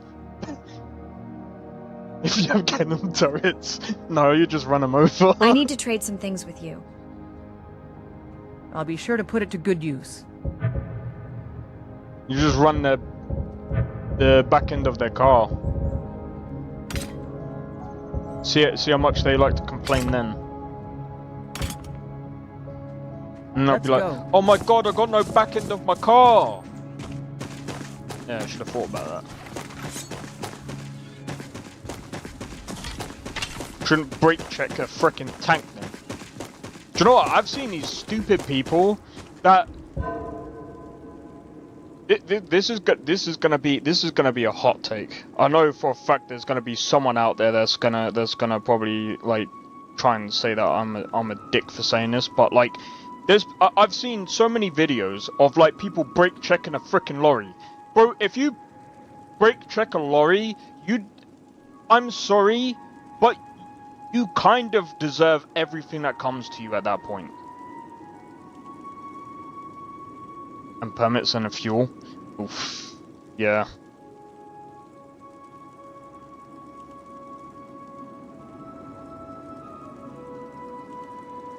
I think people forget, like... you brake check a lorry, you become one with a lorry, exactly! I think that people who do that are very stupid. I don't know why you would brake check a lorry. It's the most brain dead thing you could ever do. Oh my god, he disappeared. And if someone goes, but if the lorry is driving too fast, don't get involved with a lorry. Let the authorities handle it, bro. You are not him. You break, bro. The funniest, I think one of the things that I've seen is someone brake checking a lorry in a freaking smart car. Bro, don't do that. That smart car will literally... Would you like to become 2D? Would you like to become Mario? Because that's what you're gonna be. You're gonna be 2D. You're gonna be a squish. There's gonna be nothing left of the car. The fuck are you doing? Stop being stupid. Especially if it's like fully loaded, man. I remember some of these other ones that are just dickheads with driver's licenses. But I still remember the one that was driving from like, I'm so glad that they're fine, but the one that was just switching lanes like this, just going all the way over to the right. Check before you do it. I'm not even a driver. Why are you doing that? And then they hit the lorry, and then another lorry comes along and freaking hits it. I'm like, oh my god. Gotta be careful, man. Bro, like, people forget, like, if you crash into a lorry and there's another lorry behind you, you'll get, that's tin can. Tin can moment, bro. If you survive that, count your eggs. Don't drive again. Give up your license. And go and buy a lottery ticket. And if you win the lottery, buy an all lifetime pass for Uber. Go and get yourself an Uber. Putting 26-inch chrome on it. Oh, I wouldn't blame you, mate. I think that's why they're gonna start having like driverless cars at some point. And as much as I hate AI, I think driverless cars actually makes a lot of sense. Like, especially when you see, like, do you know how many accidents that happen on a yearly basis? And it's because of idiots with licenses.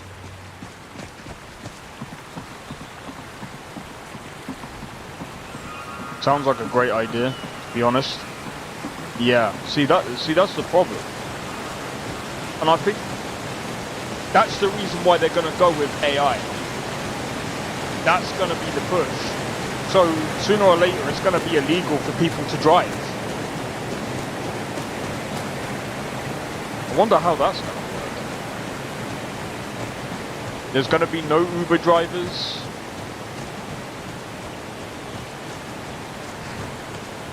And the denser the population is, the bigger the city, it's worse and worse. That's true. And the thing is, people keep going, oh, it's women drivers, women drivers. No, I think it's all of them. Nah, I'm joking. It's all the idiots. It's the ones that keep getting their licenses from a freaking cereal box.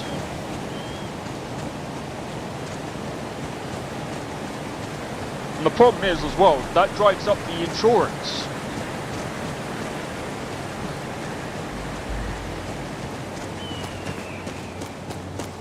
I'm sorry, I know I'm literally just going around and we're just going around exploring shit right now.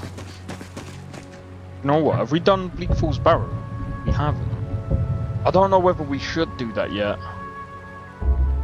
Yeah, it doesn't have anything to do with gender. See, this is the thing, like, people keep saying it's to do with gender, I don't think it is. It's so fucking stupid. I'm like, what the fuck has gender got to do with it?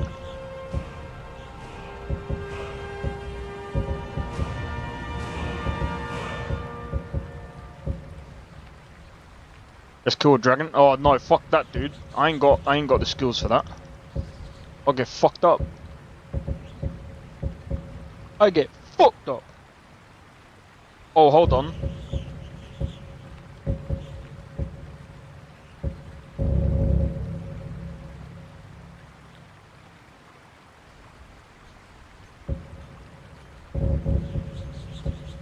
Don't need block picking. Stamina.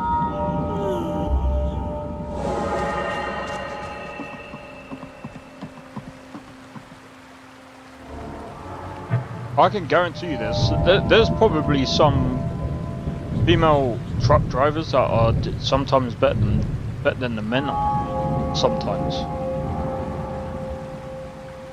Bro, I say sometimes. Bro, it doesn't even matter. It just depends on like the fucking skill, man. I'm telling you, it's fucking watching half these fucking people going.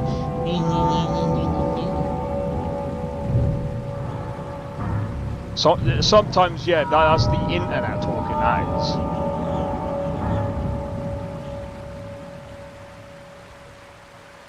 We have my mates doing the same, and they are complete psychos. Yeah.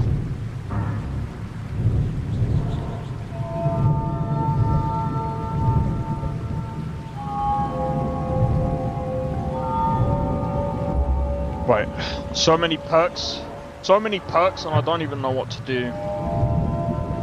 Let me go to sneak real quick.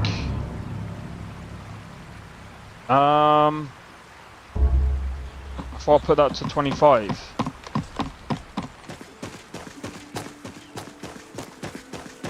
Why does it feel like every time I put it into, I feel like my perks are bugged.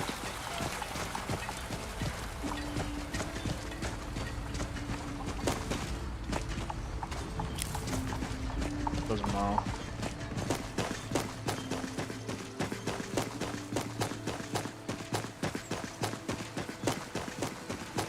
I say we do. Hold on. Have we done Ember Shard Mine? Yeah, we have.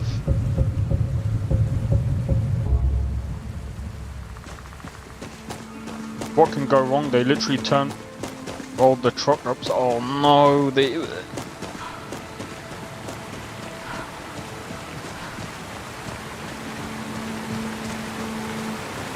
I can't even talk. I play Truck Simulator. I can't drive a truck. I like how high up it is, but I can't drive. I couldn't drive one like that in real life.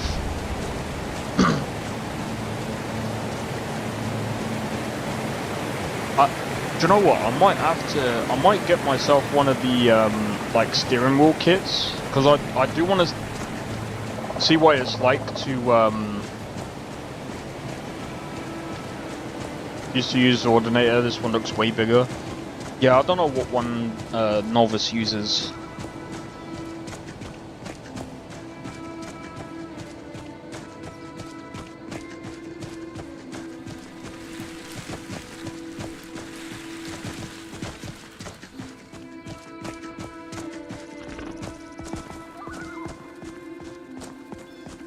Ordinator with Valkyrie. No wonder why.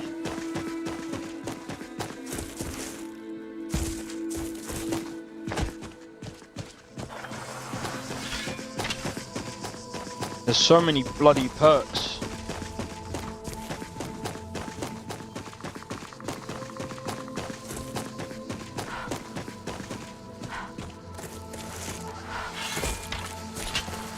Whee! I could have, But I know for a fact I'll get wrecked.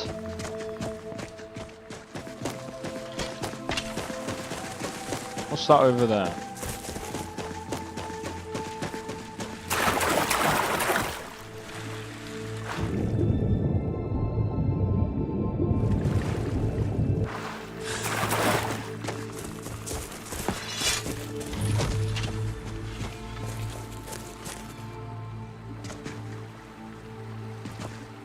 No reason. Do you know what?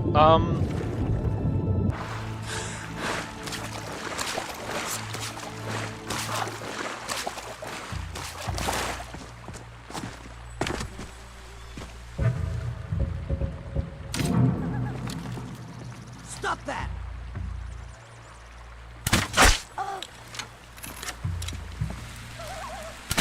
God, no!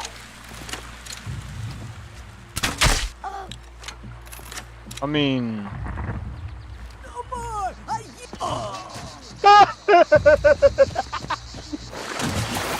Oh my god!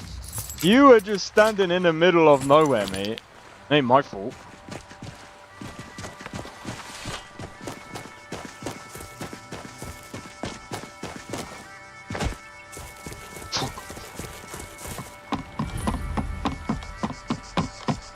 So what's this place? Little Vivek?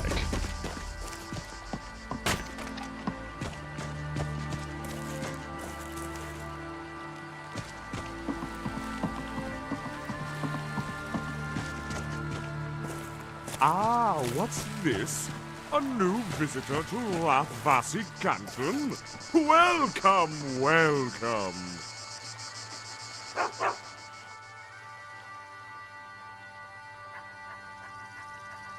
Very well. Until we meet again. Moon and Star questline? Is it any good?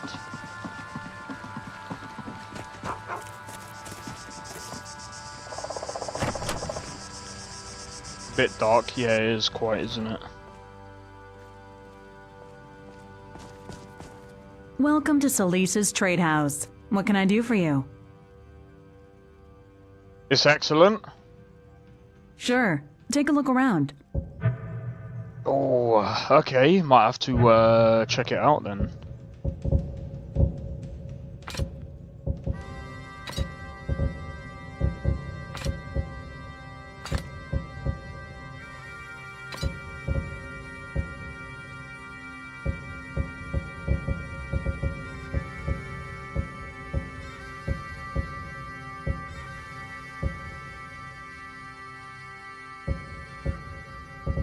Oh, I was gonna say, I thought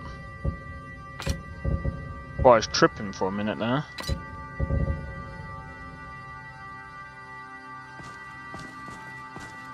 What's the point of paying? Has multiple quests. Okay.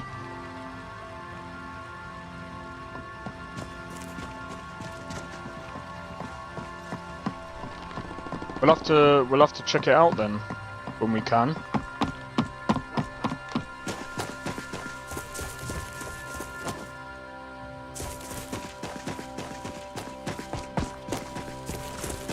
And a nasty boss fight. Oh, might have to do it as my other character.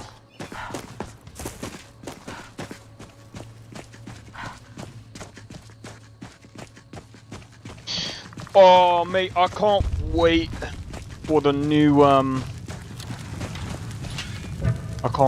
actually can't wait to play fucking Where Winds Meet. Speaking of bosses.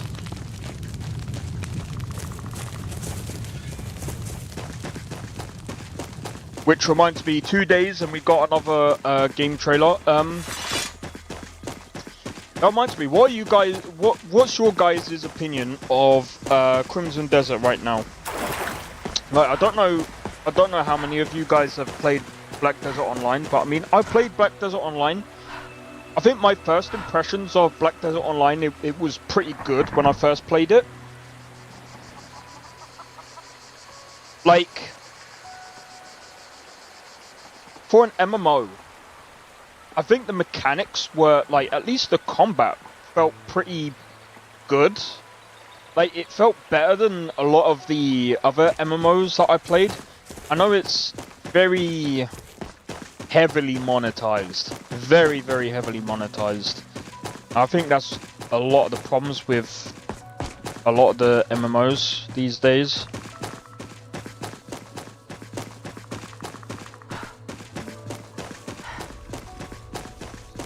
I'm gonna quickly head back to the farm.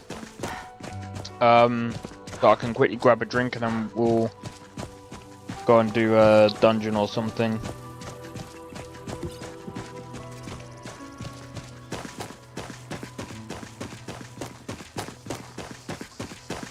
I just need to pick a dungeon.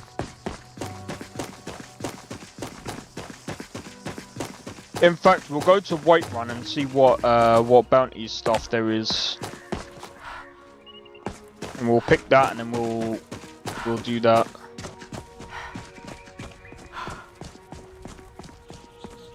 Might be the best way forward. Oh, plus we might be able to do oh,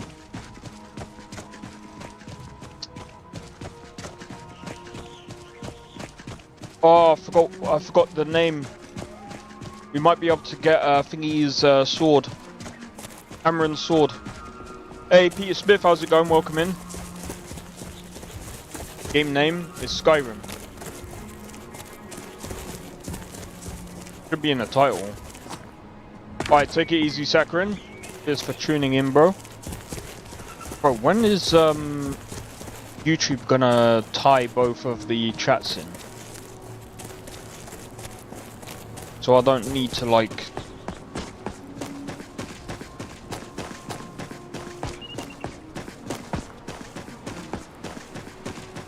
Oh my god.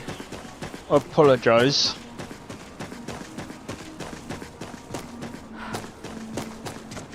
My sleeping schedule has been a bit weird lately.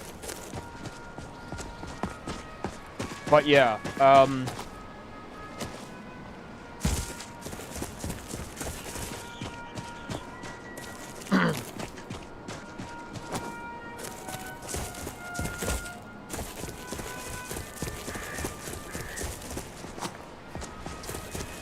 just trying to think.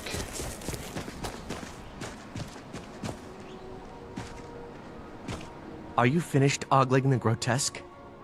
I suppose I should be grateful you didn't simply attack me. I don't know if I can get Dawnbreaker. Is this a PC game? Yeah. Your skin. Are you ill? I am one of the afflicted. I'd have been It's dead a from this highly plague a modded year ago PC if game. not for Periite's protection. Where are you going? Returning to High Rock. Our shepherd lost his way, and I fear Periite's wrath may consume those who remain with him. Kesh could tell you more. I just want out of Skyrim as quickly as possible.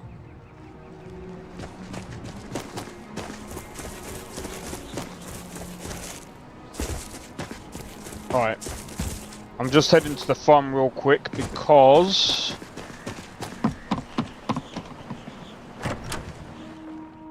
You need the bacon first. Beacon? Yeah, I need the beacon.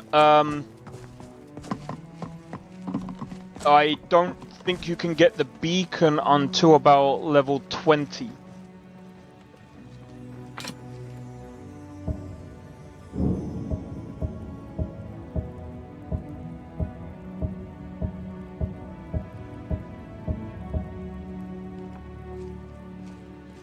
Sorry, I'm just checking something real quick.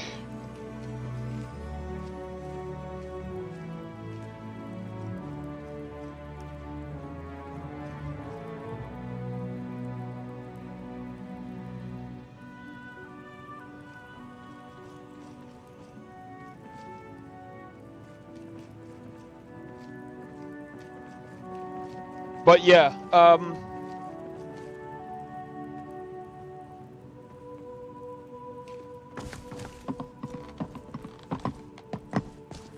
right, I just want to quickly see how much money we're making.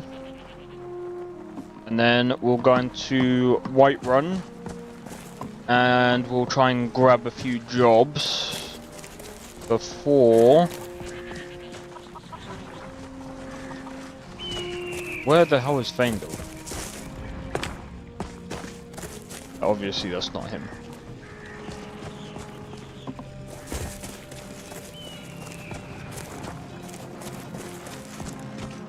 There he is.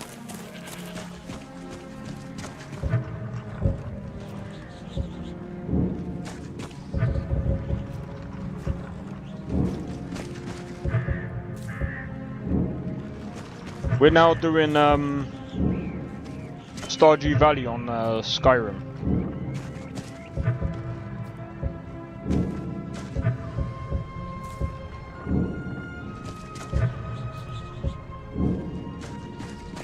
Good to see you. Very good man. 1,300, that's not too bad. We're making some bank. Right, I'm gonna quickly grab a drink, guys. And then we're gonna make our way to Whiterun. Then after that, we'll see how things go. But yeah. In the meantime, why don't you guys tell me about some of the games that you guys are looking forward to, and then when I get back, we'll read. I'll read through them. Anyway, be right back. One moment.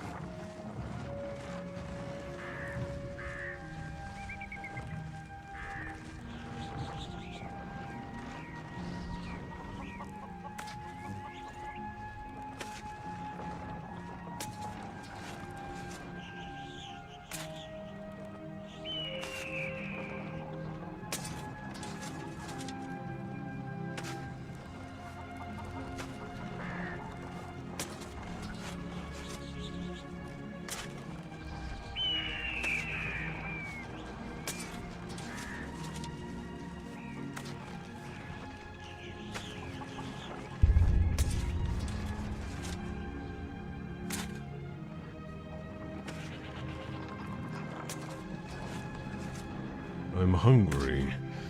Maybe today I'll try something new. Like a vegetable or something. Buried under an avalanche of meat.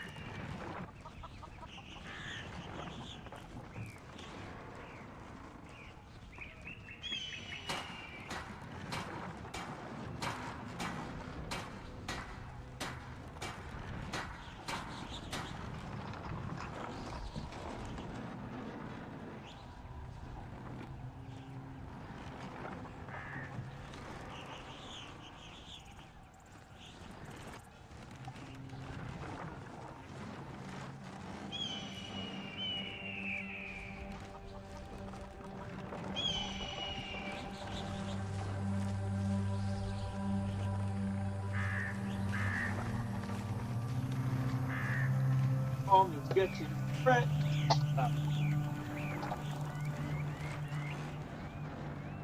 Oh.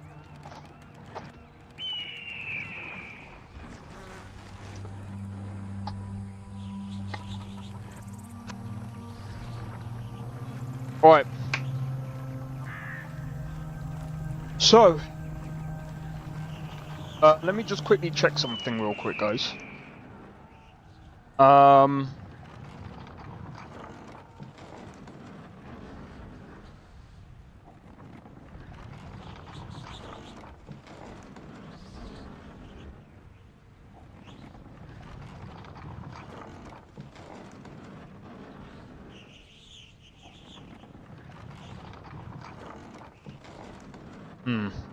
Interesting.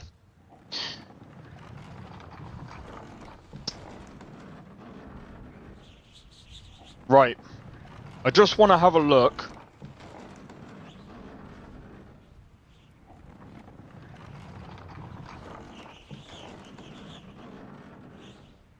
Because apparently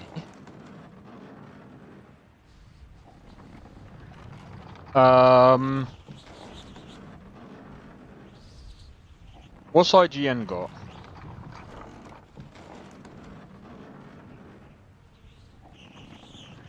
I usually don't like looking up IGN stuff because, you know.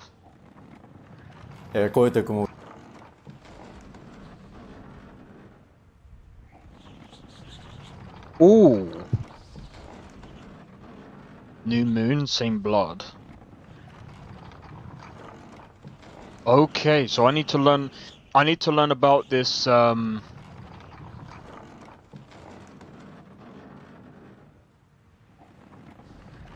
the way, I usually take this time out on Mondays to look up new games and stuff because, well, at least now I've started to do that.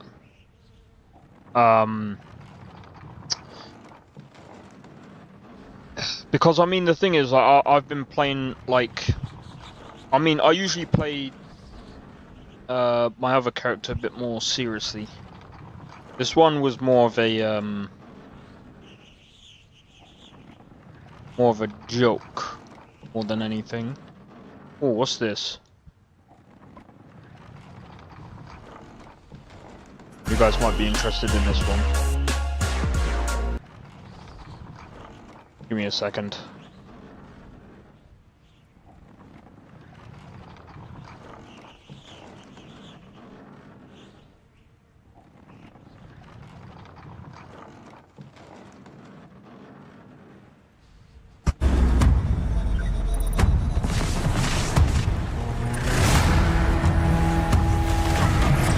It would be easy to take a quick look at Crimson Desert and assume it's another fantasy action game where you hack and slash your way through enemies with repeated presses of the attack button. No, go back, hold on. Hold on. It would be easy to take a quick look at Crimson Desert and assume it's another fantasy action game where you hack and slash your way through enemies with repeated presses of the attack button. And if you equip your protagonist, Cliff, with a sword, you can certainly do that. But tap two of your controller's face buttons together and he'll lunge, thrusting the blade directly forward. If you then press both the light and heavy attack buttons at the same time, he'll transition into a powerful, magic-infused overhead slam, bringing his sword down in an arc of dizzying particle effects. There's more than one way to swing a sword basically, and that applies to everything in your combat arsenal. Transition from aiming a bow into a dodge roll, and you'll trigger a brief window of medieval Matrix slow motion, perfect for scoring a headshot. Cast a spell at the apex of a jump, and you'll launch yourself into the air, riding the energy of the magic's blast. And, in perhaps the most entertaining example, hold two face buttons in conjunction with shifting the direction of the left analog stick to unleash a variety of increasingly amusing wrestling moves, from simple grapples to human hammer throws. For this month's IGN First, we spoke to the design team at Crimson Desert developer Pearl Abyss to learn how they crafted this deep, multi-layered combat system. The very first thing they said was both surprising and helped contextualize everything. One of the key inspirations for Crimson Desert's combat was retro arcade games like Samurai Showdown, Final Fight, and King of Fighters. Suddenly, all those multi-button combos and link moves make much more sense. But those fighting game combos are not necessarily the thing that Pearl Abyss intended to replicate. The team cites the strong sense of impact that comes with each blow, both inflicted and received, as a key aspect they wanted to capture. That's clear not just in the visuals, but in the crunchy audio.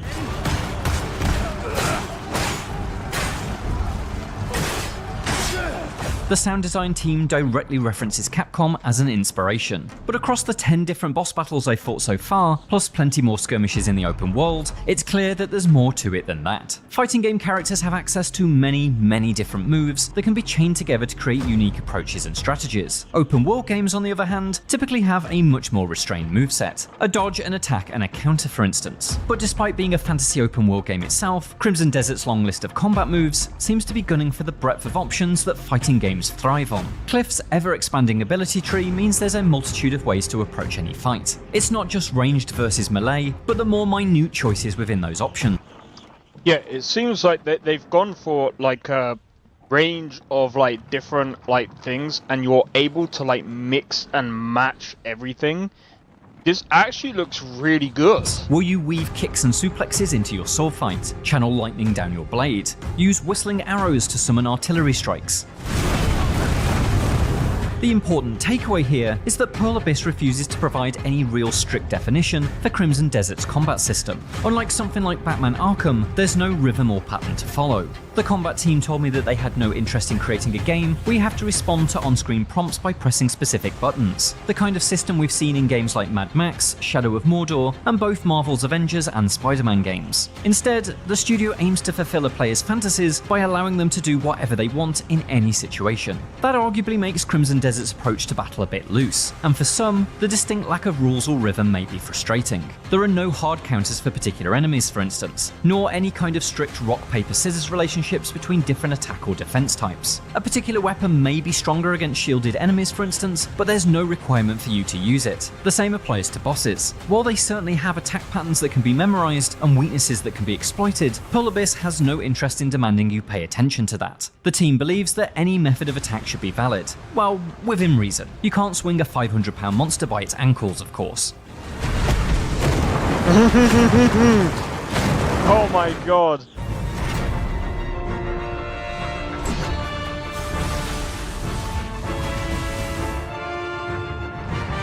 There you go, Neo 3. That's coming out next year, I think. Wow, a lot earlier than I... Come on in, Corey. They want you to think it's you who made this world.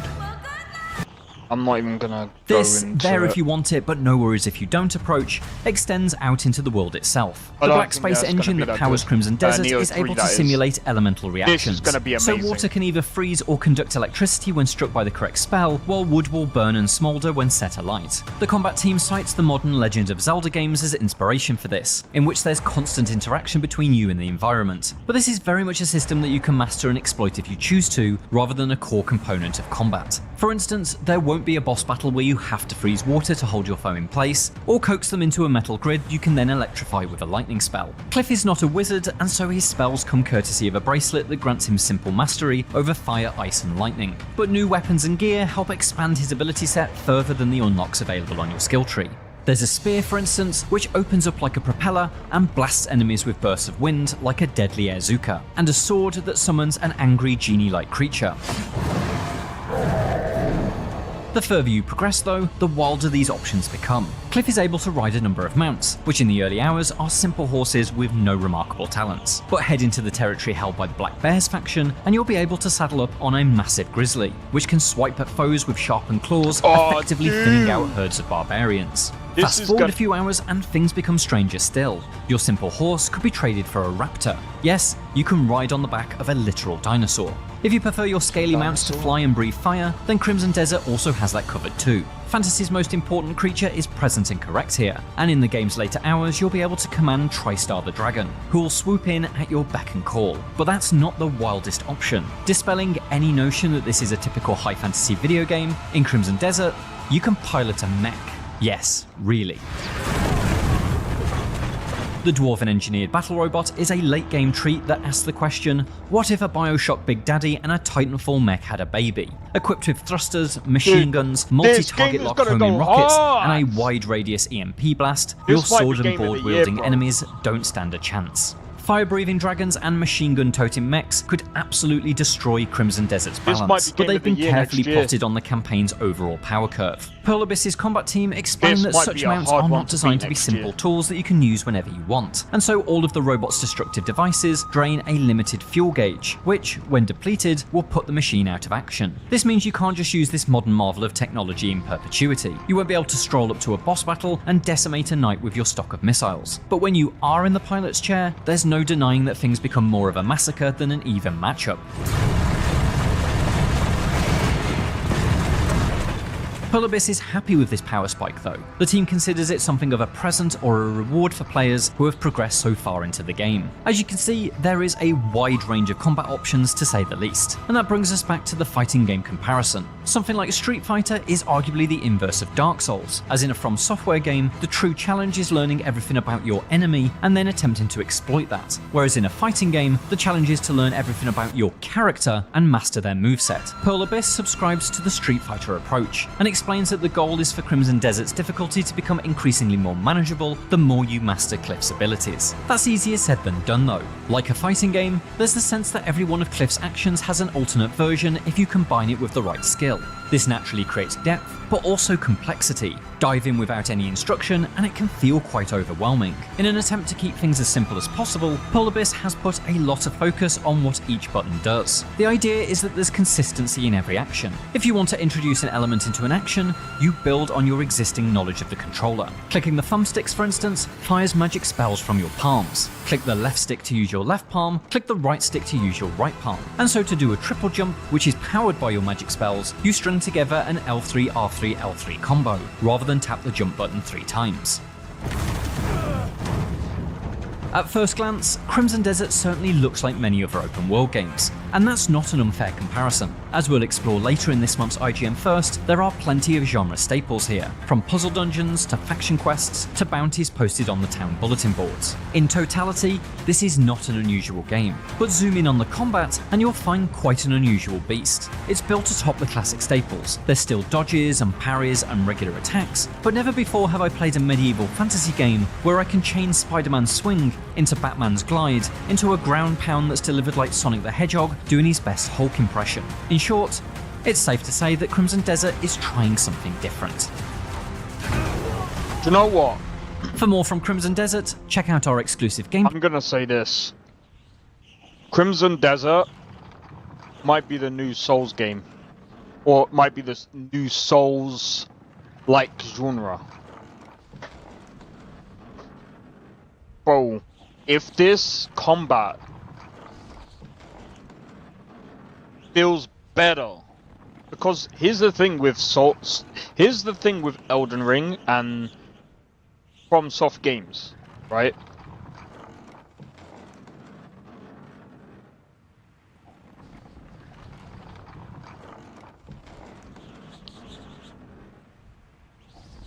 It is something different.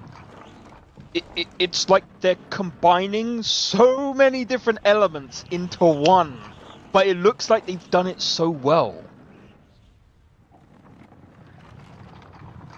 It's like they've got their own formula. And you know what? This is from the developers of Black Desert Online. Dude, we might have a Game of the Year already. I don't care about GTA, bro. When I see this, bro.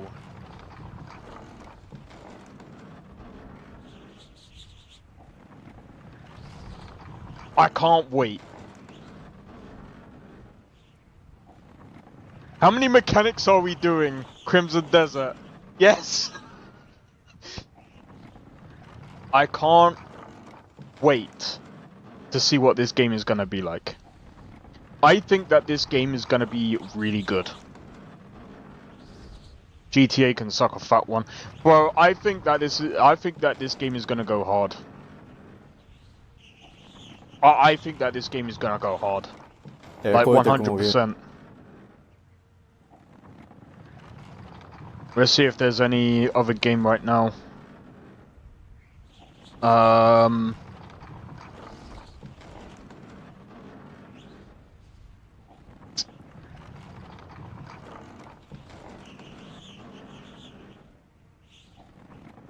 Painkiller. Not really interested in PlayStation 6. Oh, I keep seeing that.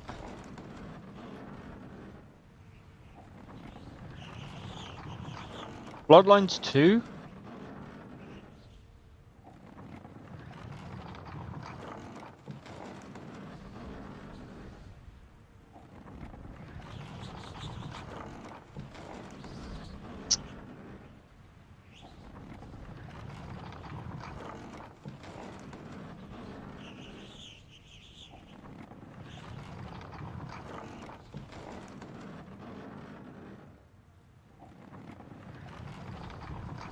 Yeah.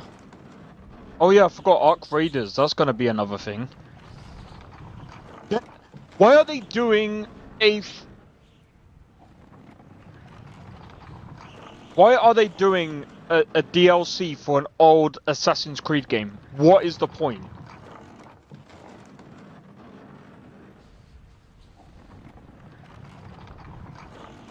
Alright, let's see. Is there gonna be anything of Ash and Steel? Let's see if that's... What's that? That's another anime game. I worry about checking some of those games. Let's have a look at this. What's this gonna be about?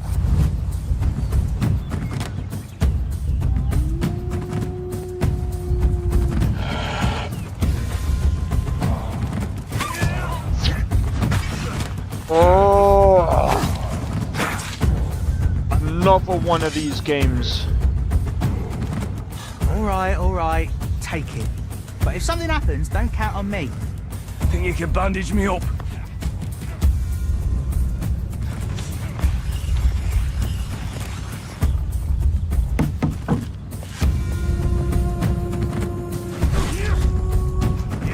Do you know what? Maybe I'm writing this off a bit too quick.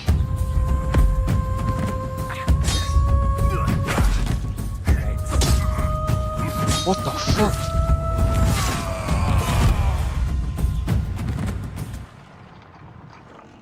Of Ash and Steel.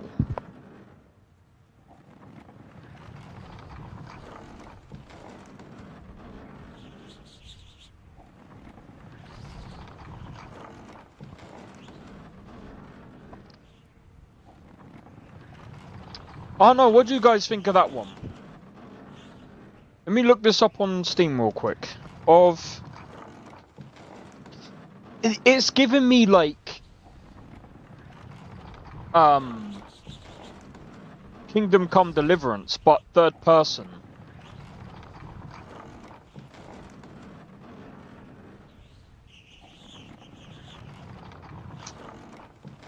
Or maybe.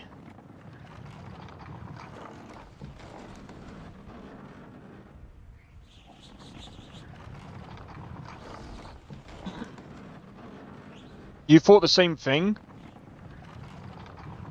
Do you know what?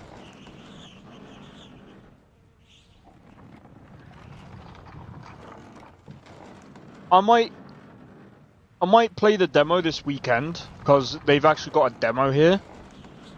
Even a protagonist looks like him. Yeah, this might be like a budget version of like Kingdom Come Deliverance. I don't think this is gonna be as good though. Don't expect this to be as good as Kingdom Come Deliverance, but it might be somewhat up there.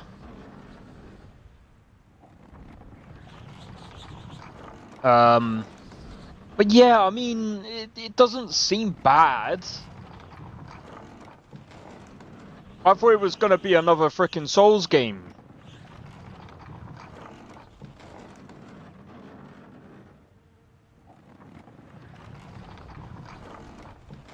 Let's see. Alright, let me see what this is about. What is this? By the way, I will be going into Whiterun very, very soon. I'm just checking out some other games real quick.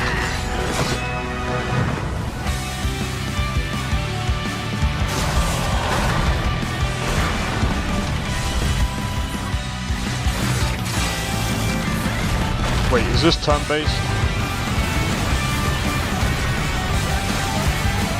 This is turn... Oh?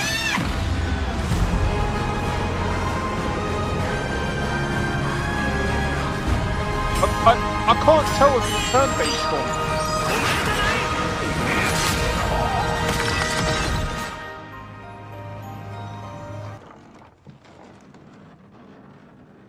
Limit...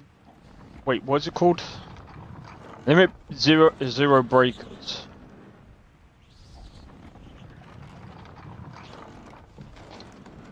That's a bit too short, man. It's free. What's it gonna be? Nice physics, though.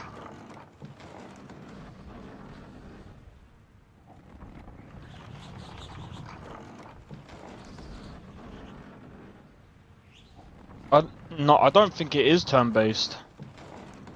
Let me show you guys on Steam. It doesn't look like it's turn-based.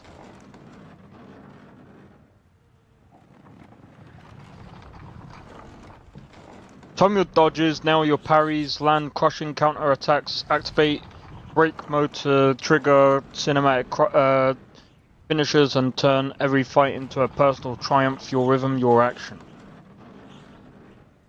Real-time action RPG with anime aesthetics. Wait, is this free? Don't tell me this is fucking free to play. I mean, it looks pretty cool.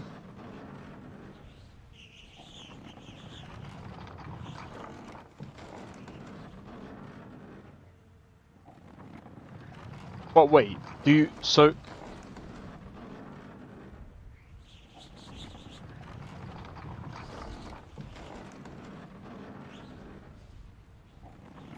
Alright. Does IGN have any more in the tank? Avatar Legend... Okay, fuck the fighting game, I'm not really into fighting games. Battlefield 6. Battlefield 6 has been doing pretty well. I don't think I need to cover that. I don't know what the fuck that is.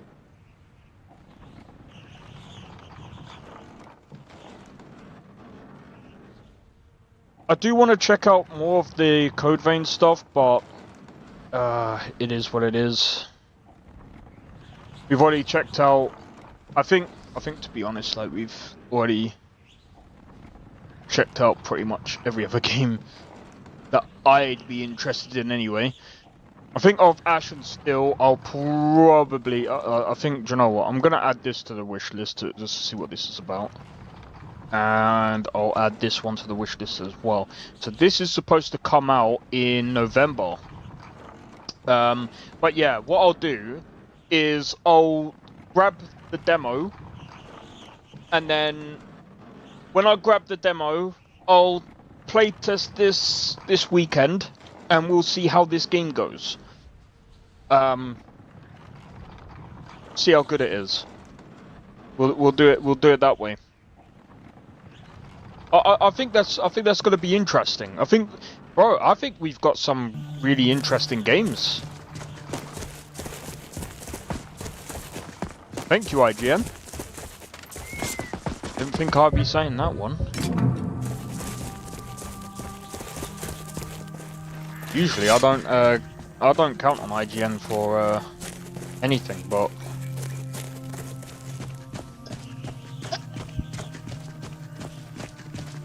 But yeah, hey, I mean, I'm gonna be honest, I think I said it before and I'm gonna say it again. I think we're gonna be in a time. I think we're in a time right now where, you know, things are gonna start changing. I think gacha games are definitely gonna start changing, for sure. You're okay, IGN? For now, yeah. Some of their takes, I wouldn't, you know, some of their takes aren't that great. It's the same as like Asmongold as well. Like Asmongold has some good takes, but he doesn't have like great takes half the time.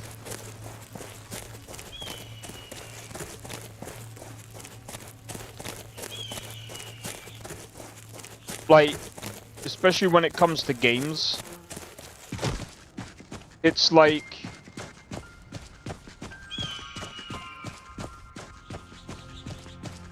I was watching him play frickin' Battlefield 6, I'm just like, bro. I can't really talk, I ain't played a FPS, I haven't really played an FPS game like that in... Jesus. When was the last time I played a competitive FPS game? A long time ago now. So I would probably suck myself, but...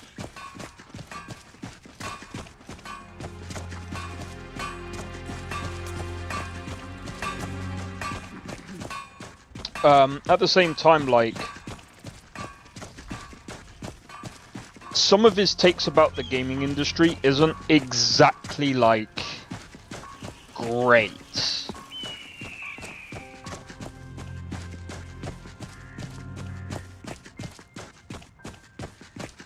It's like...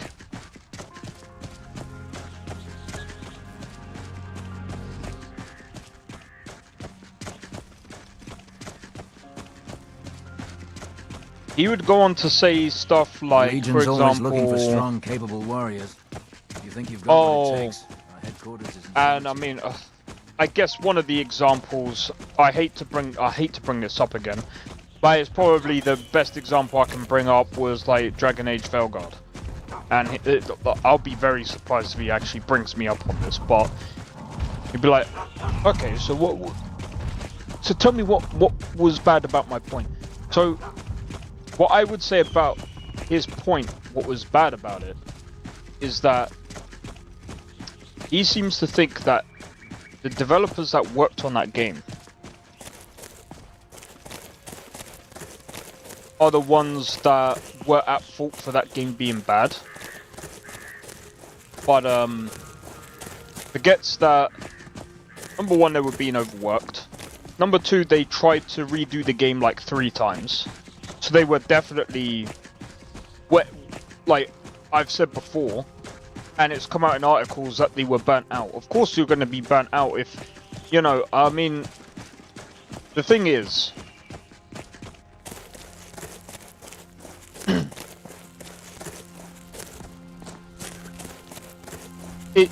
Dragon Age Veilguard wasn't even supposed to be Veilguard. It was supposed to be, I don't know if many people remember it, it was supposed to be Dreadwolf. It was supposed to be Dragon Age Dreadwolf. And apparently that was supposed to be live service. They probably didn't think that was going to do well, so they changed it to a different kind of game. So instead of an online live service game, they were going to have it as another live service game, but more of like a single player live service game. But then they changed it again to just a single player game. So they probably had to rewrite the game multiple times, while also having corporate breathing down their neck and probably also being told what to write.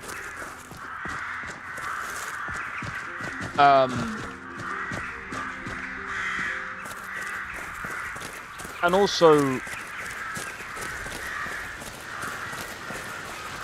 you know, there's so many things about it, and he goes on about, oh, it's so good that all these. That's the one thing that I would actually disagree with him on is They say the fact that he was also saying, oh, now that they're losing their jobs, now that they'll actually make good games. That's not how that works. I'd like to see him. That's not how that works. The people that used to, the people that were there that made the first, like, few good BioWare games are probably not even there anymore, right? Let's be honest. They're probably not even working there anymore. They probably still have good writers, but again, like, if you're being micromanaged and you're being told what to do, you're not exact. And I've said this before. Being micromanaged and being told what to do for your job, and especially with the writing, I've said this many times before, but look at the interviews with Dan Houser. What did he say and why did he leave Rockstar? How many times, like, I'm pretty sure, let me look this up before I actually, how many times did Dan Houser change the story for GTA 6 before leaving? Because he did, I'm pretty sure he said something about that. According to a reported rumor, Dan Houser wrote 3 distinct story drafts for GTA 6 before leaving Rockstar Games. The first draft, codenamed Project Americas, was developed starting in 2014, featuring 3 protagonists: an old cop, his troubled son, and the right-hand man of a Colombian drug lord. That sounds hilarious. This draft was reportedly rejected by Take-Two. Tell me how that makes sense. By the way, I'm gonna say allegedly here.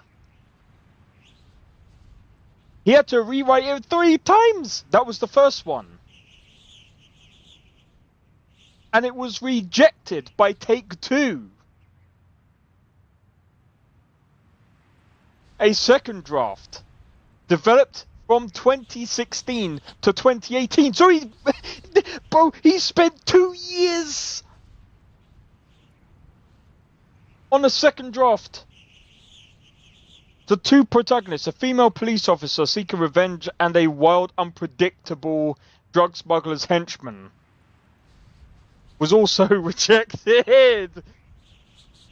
I think the first one would have sounded fine. The third draft, developed shortly after the second, was scrapped to replace the female police officer with an African-American former soldier recently released from prison. This draft was allegedly cancelled in March 2019, leading to... Yeah. He was probably like, do you know what? Fuck this. Everything that I keep trying to do just keeps getting rejected. And it doesn't make sense. He is the goddamn fucking CEO of Rockstar. He is supposed to be the man. The guy. The writer.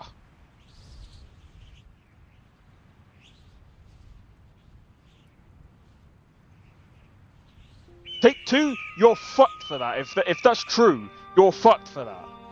You're fucked up for that. That's horrible. What? Why should a different company have a say over your fucking story? Get fucked, bro.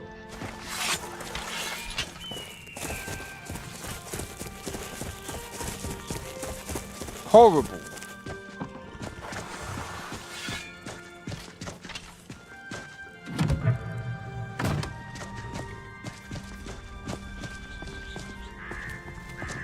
Oh yeah. Well, wow.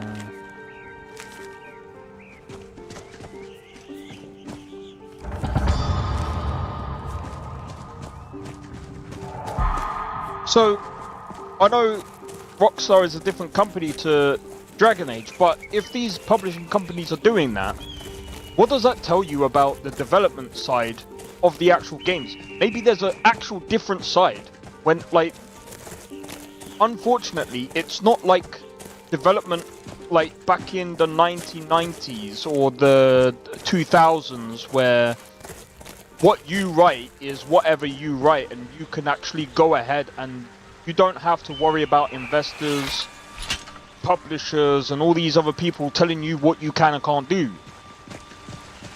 These people are telling you what you can and can't do. These are the people. It's the corpse. Remember Johnny Silverhand telling you guys in Cyberpunk? Yes. I actually full on believe him now.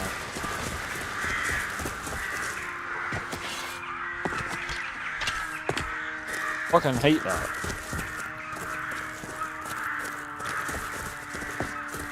It's a draft. And the guys spent so much time. And again, you gotta remember, just imagine you're spending 2 years on a fucking story draft. You poured your freaking passion, everything that you had into this draft for 2 years. Hold on, was it 2 years? Yeah, 2016 to 2018, that's 2 years. You can't tell me you're not gonna take a break up, bro.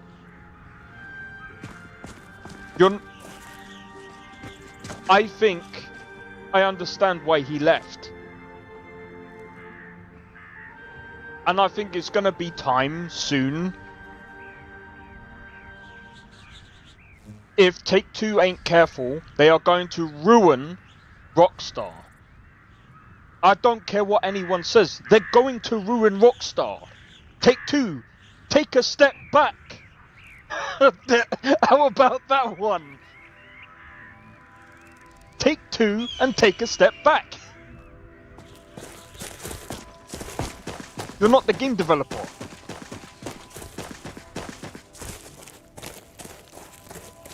They shouldn't even be. They shouldn't even be greenlighting this. They shouldn't even be the ones to say what is good and what is bad. No. That is Rockstar. They're their own company. Leave them to it.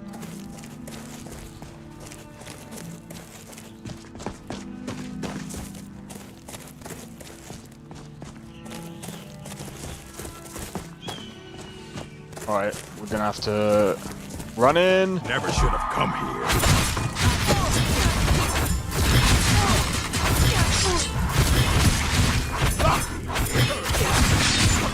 That's taken care of.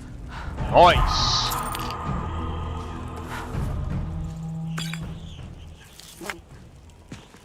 I feel like a dick, but some of these companies that oh no, I just feel like they're ruining games by doing this. And I get that in some ways they do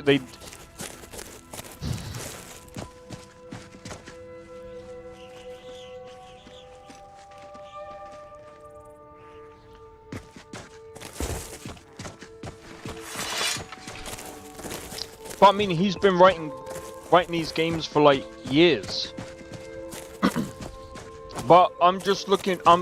If I'm honest, I can't wait to see what he does on his own. I think he's also parted with. I think he's teaming up with Laszlo.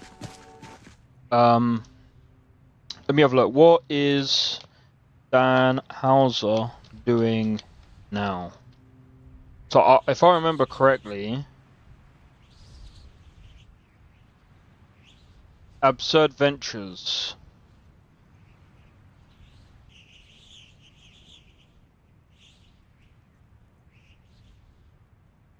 I'm so glad he's doing something that he fucking enjoys.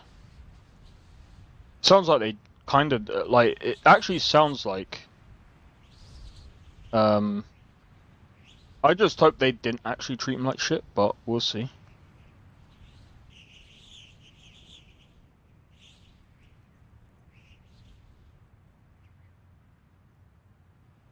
The studio is also developing an open-world action game as confirmed by a job listing.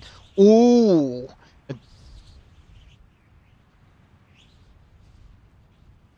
I want to see what they do. I really want to see what they do.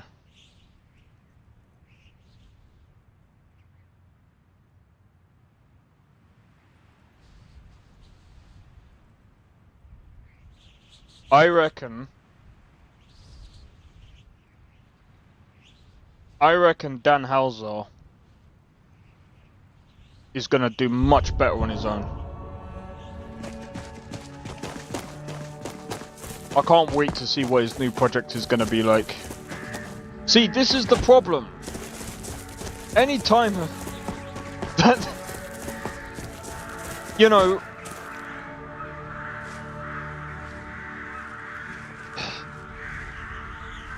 What are we going to kill today?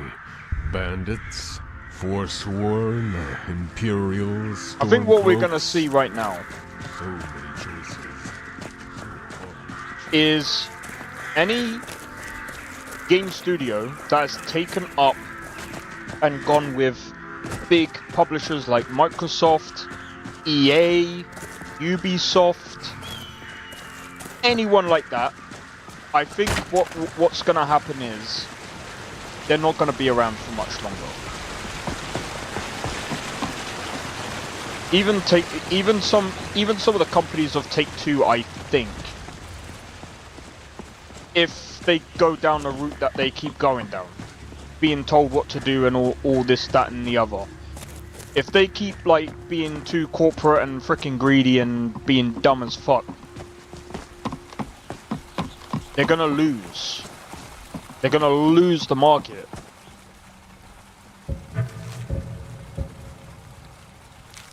Yeah, we can do that.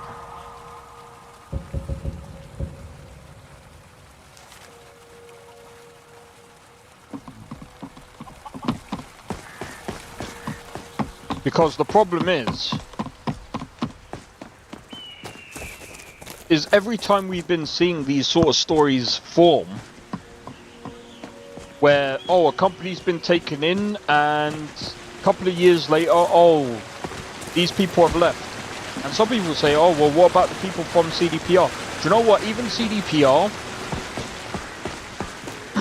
and I think this is something that I actually like from CDPR in a way. They actually supported the studio from their previous devs, so it doesn't seem like there is like bad blood between them. I don't think there is.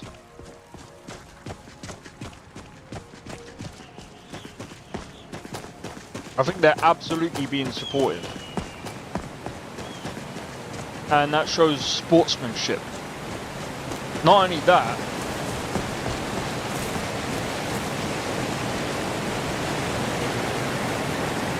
but I think, you know, CDPR, they've got quite a lot on their they've got a lot on their plate right now. I mean, again, I believe they're running, well, at least part of their company is running a GOG.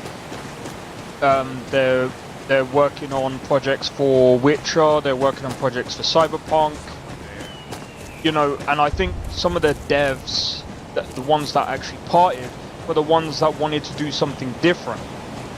Is someone there?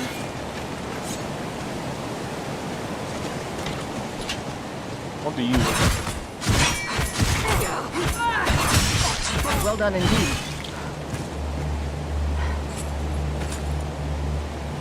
Oh, he was on the skooma.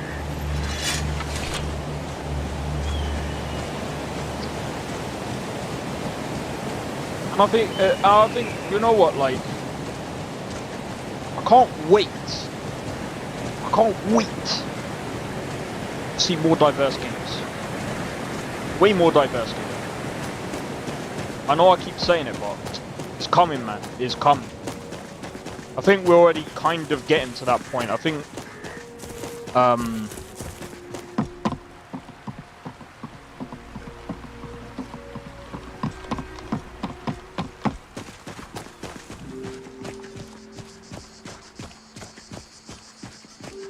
Man, it's just insane to me. Like I said, I just really hate like freaking publishers nowadays.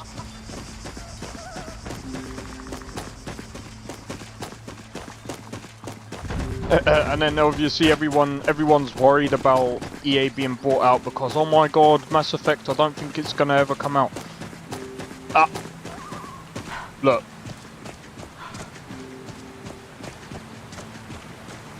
With how things have been going anyway, are you at all surprised? Oh yeah, down the other way. Are you surprised?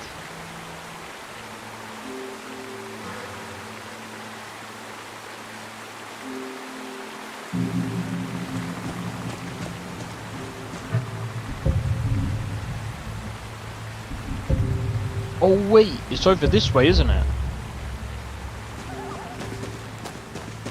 Alright, let's go and see if we can... Wait, what time is it?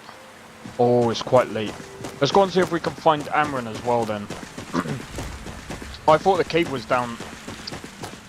Goes to show I'm not thinking straight.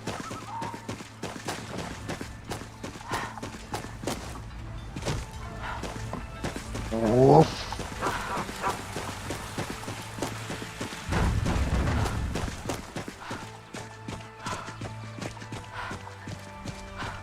But yeah, I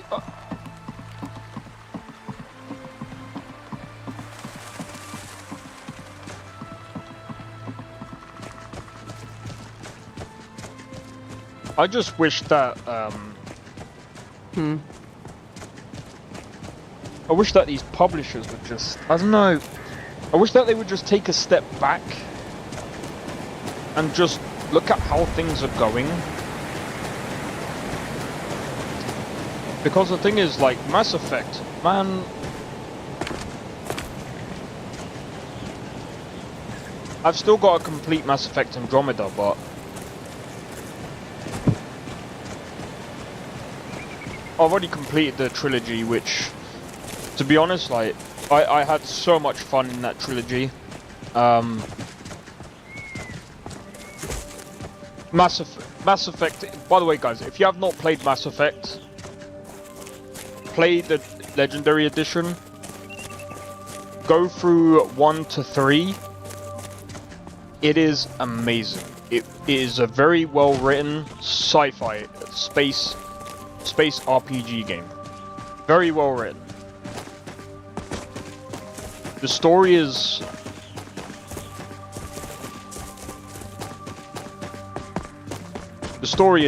really really good. I'd have to say it's probably, like, story-wise, it's probably up there in like my all-time favorites. And it's gonna be a shame because, like, I can't really play it again. And I don't think there's gonna be like, I don't know, I just don't think we're gonna get a Mass Effect game again. I know they've been showing off trailers, but there's a high chance that there's most likely not gonna be. Tired of bread and stew? I'm not like, I'm not betting, I'm not, or should I say, I'm not gonna, I'm not getting my hopes up that they'll ever bring that game, that Mass Effect to light, and if they do, it's probably gonna suck. That's the problem. And people can say, oh, but the Saudis have got it now. No. You tried mercenary work? It might suit you. What were you two arguing about? My Sapphire doesn't like that I've been spending so much time looking for my father's old sword. He fed his entire family with the gold he made using that weapon. I'm not about to let it gather dust in some thief's trophy room. Even though it's an ongoing deal, I just don't think, I don't think that even that will bring, I don't know, I just don't have faith. Do you need help finding the sword? I tracked it to a group of bandits nearby, but I'm no fool. I don't know why I'm saying this, but If you find it out in your travels, I'd be grateful to you. Alright. We're gonna sleep in the inn for now. And then we'll go down and get his sword, as well as getting that ring.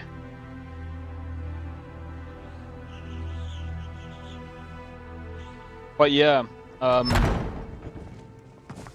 Welcome. Let me know if you want anything.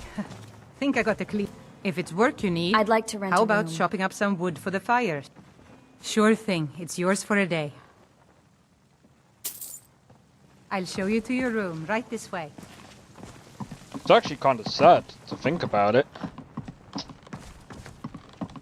To think that the last Mass Effect was the worst Mass Effect game.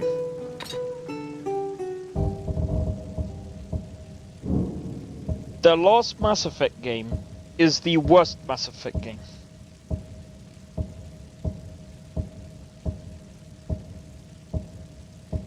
I might end up playing that game again in the future on stream.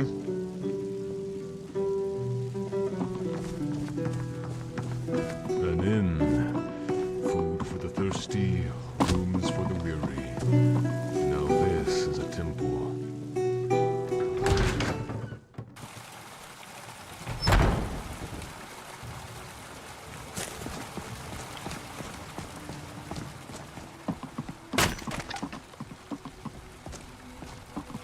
I'm just trying to think, what other game are we got? I mean, Command and Conquer, that's been lost now for ages, bro.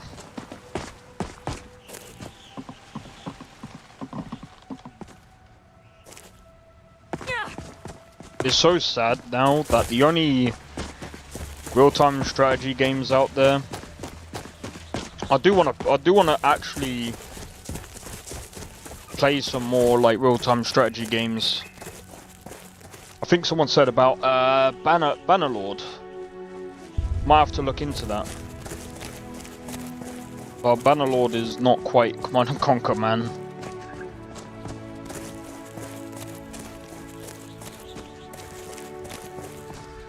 Oh, I'm still wondering about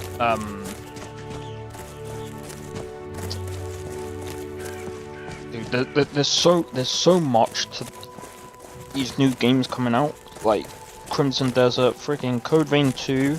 I'm wondering how that's gonna perform. Where Winds Meet is gonna be interesting.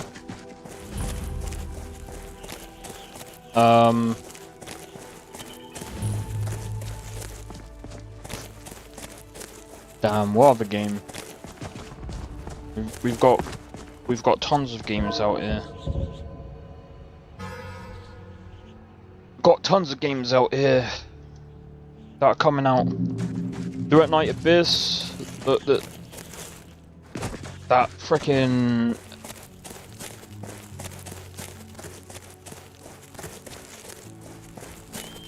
I mean, Tainted Grail was a pretty good indie game, to be fair. I need to reinstall that.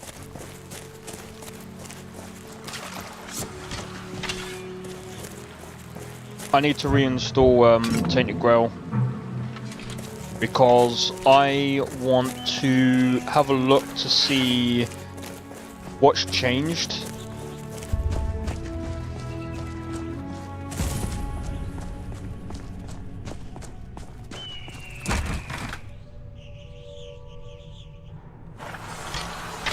You're gonna have to be careful in there.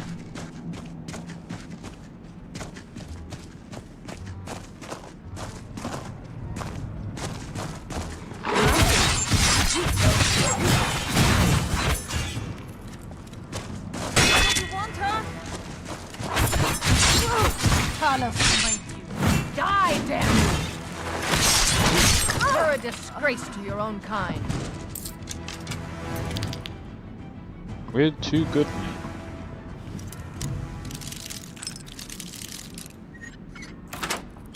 Too good.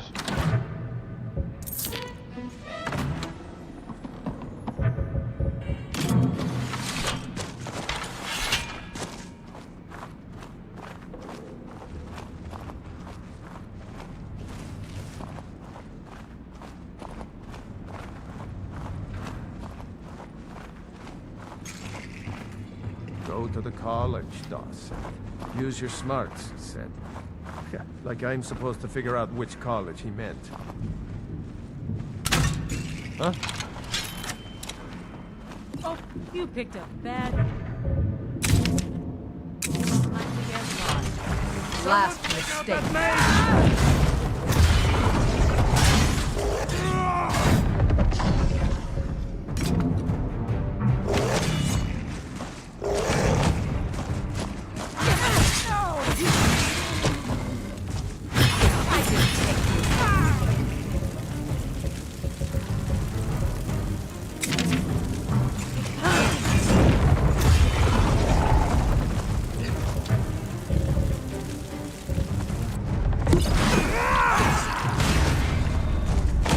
I'll mount your head on my wall!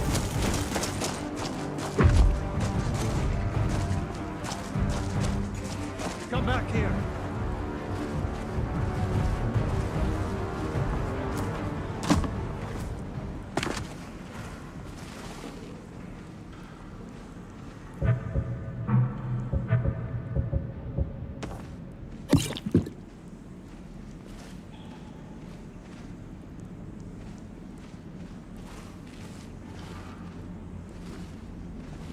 When I find you, Over here! Come on, she's not so tough. where are you? Over here! Victory! For Sovngarde! Stop that!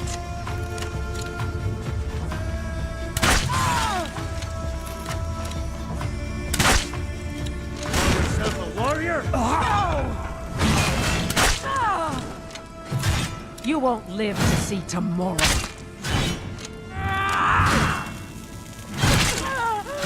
Come on, show me what you've got. Gonna rip you open.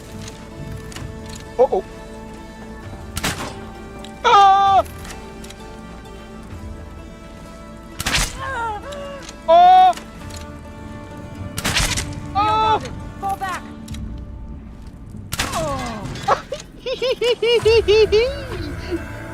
Yo!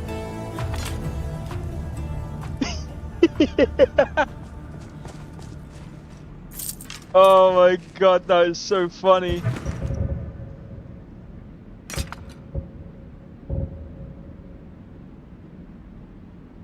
Bandits! Better keep up, friend. Wouldn't be right hoarding all the fun for myself.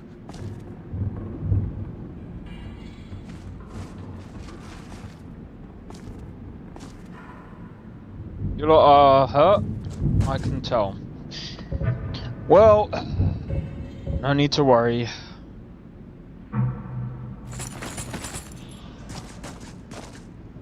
What can I help you with today? I need to trade some things with you.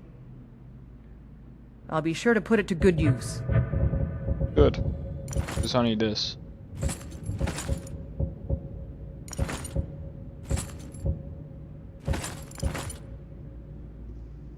We should keep moving.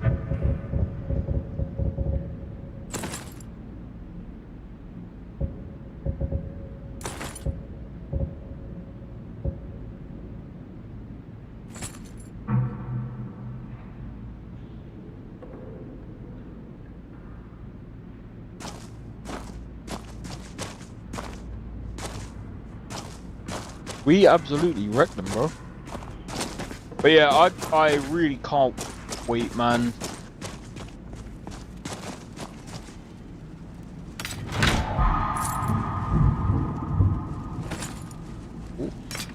Ooh. Ooh. Ooh. Ooh.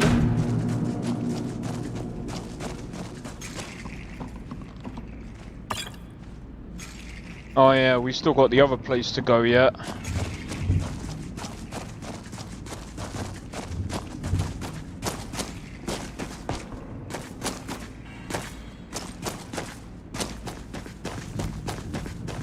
Yeah, if I was to go in and do hand-to-hand combat, I would be looking at the right now. I'll be looking at the ground and thinking, why Did I not take this time to,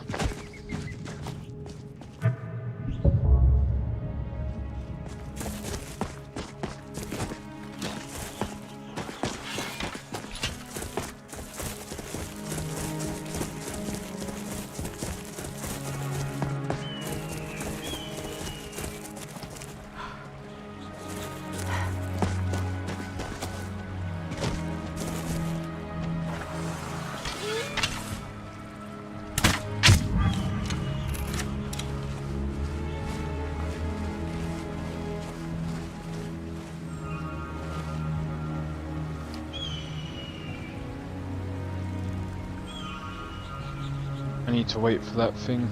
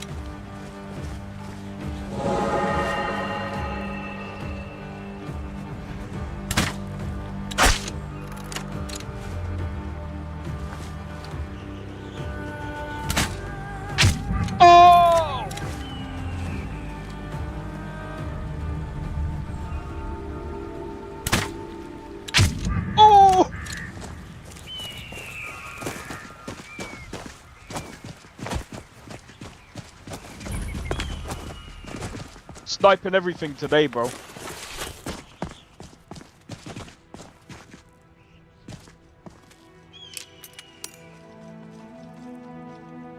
Sniping everything today, bro.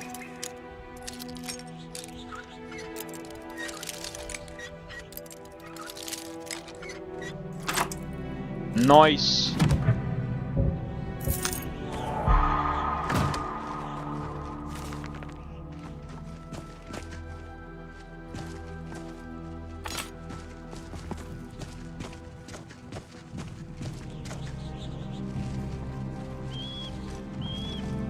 I don't want to take a killer tree. What do you need? I need to trade some things with you. Just leave me all the food.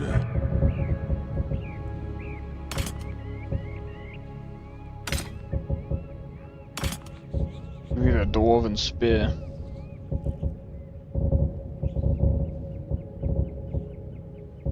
$11. What's that? All right then.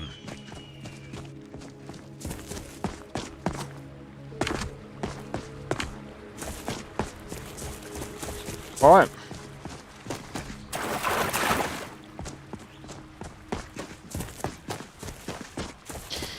We're gonna make our way to Whiterun now, and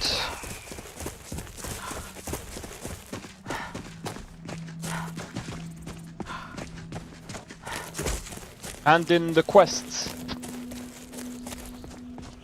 Oh man. This has been insane. This has been absolutely insane.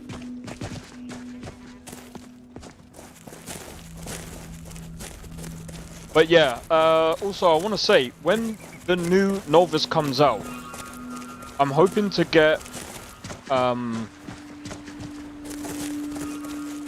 don't know if I am gonna do like a death animation, because I mean, or death flight. I don't know, death commands or whatever. I'll probably have someone fucking trolling me, so,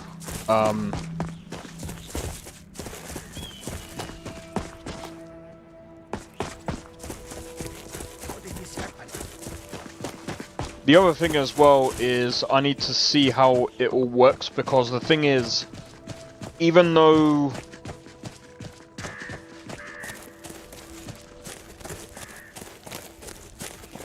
it technically classes as a death, it's not really a death, it's like a down, because really you get resurrected.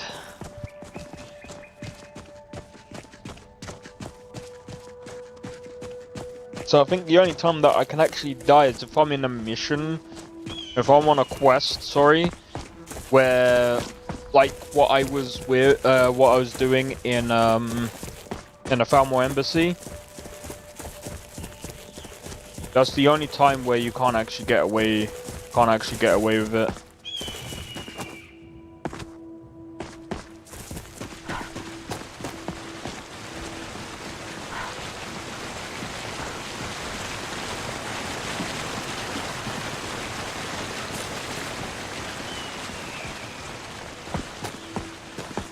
Oh, mate.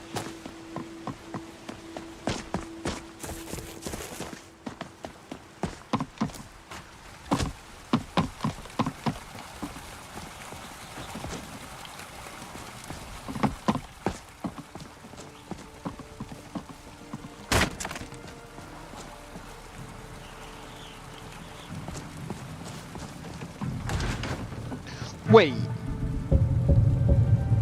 Yeah, who is this? Oh, I've got to go all the way over to Rorikstead.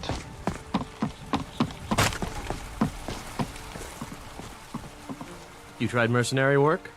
It might suit you. I have your sword. You found it! I've been looking for that blade for months! You took on all those bandits yourself? Thank you. Here, my father had a favorite sword and shield technique. Let me teach it to you, in honor of his memory.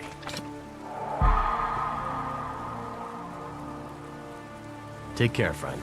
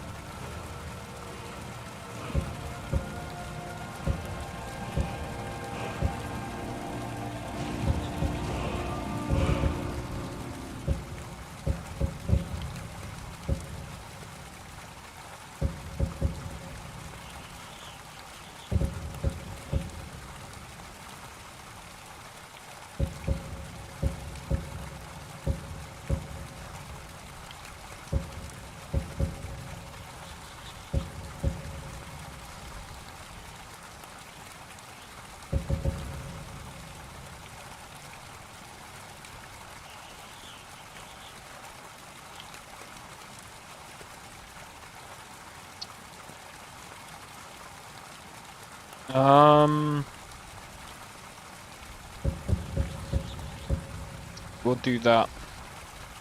And then we'll go with Magical.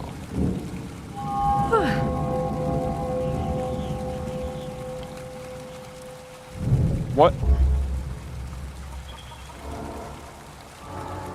I swear, if Sneak... Why does Sneak still say 21? I'm pretty sure this is bugged.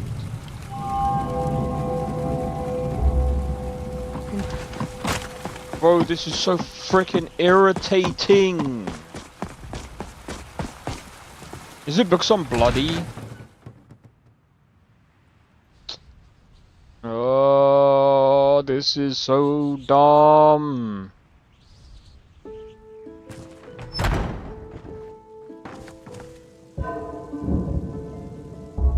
Come on in. Just stoke the fire. Take a seat and get the cold out.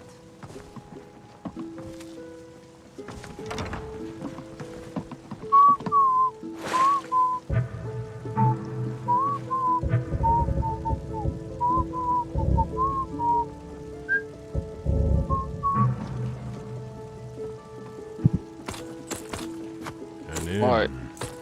Where are we sleeping? More importantly, what are we eating?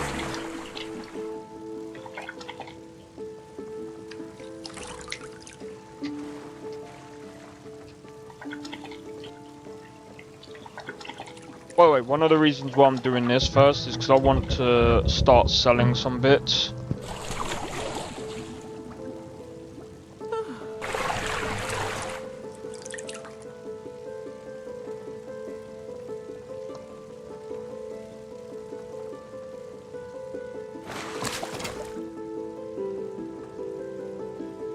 Move.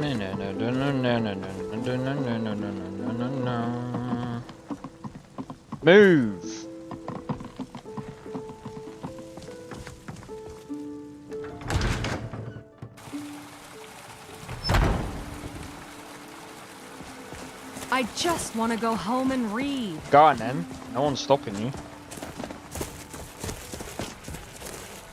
Go on then. Oh yeah. Let's read this. I mean, might as well. Once I'm going there. Fugitive in a reach. Whereabouts? I have no idea where that is. Downhill. Granite Hill.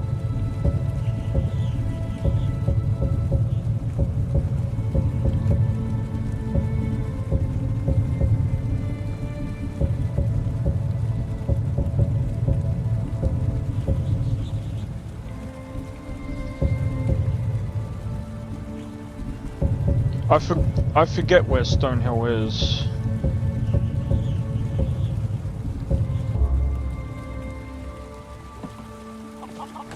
Chops and steaks fit for a Jarl. I'm not going to the Reach anytime soon. But I guess, as long as there's no time limit. See my selection of the finest quality meats. Right, we're gonna go here, and then we're gonna move all the way down to. We're gonna go towards Rorikstead. Potions and alchemy reagents. Pardon me, but do I detect a case of the rattles? I've got something for that. Of course. Come back anytime if you need a remedy. All right, let's go. Oh. But yeah, so tomorrow I'm most likely going to be playing. What are we going to be playing tomorrow? Fallout New Vegas. Fallout New Vegas tomorrow.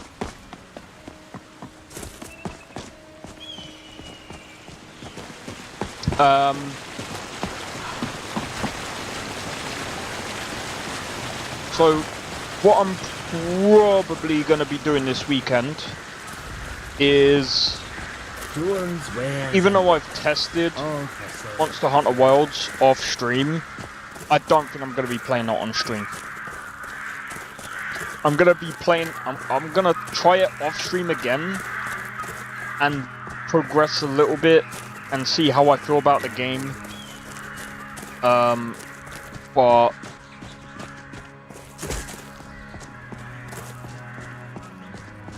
I think, like, building up towards, like, December, I think I'm gonna start looking at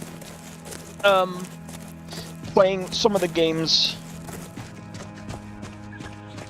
or retrying some of the games I don't know who you think I am, and I don't care. from Leave me previous. I don't have time for this foolishness. Now come along quietly, and we won't have to get robbed.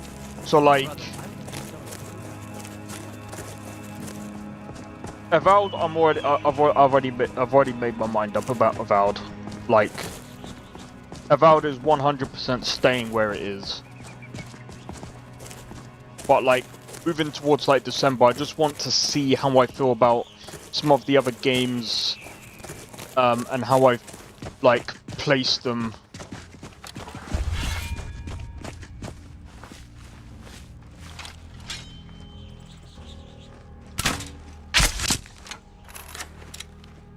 Not a good assassin, are you?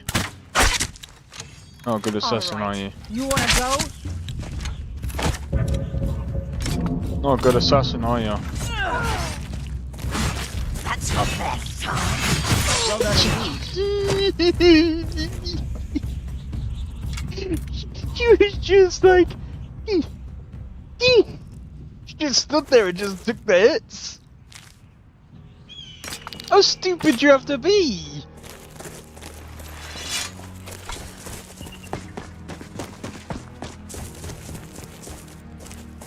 Are you really gonna just like let them hit you?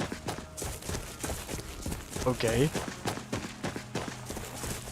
Dumb. Very, very dumb.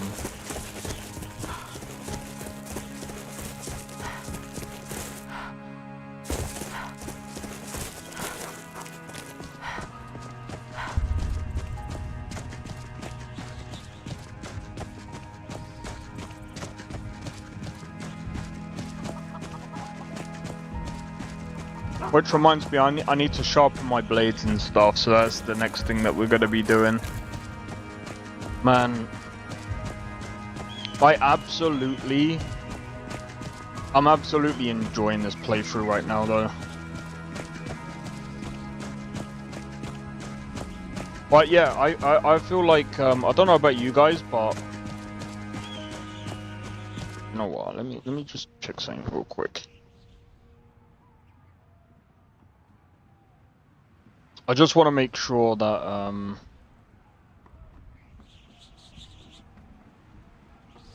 Also, cheers for the 3 likes on the stream. Much appreciated.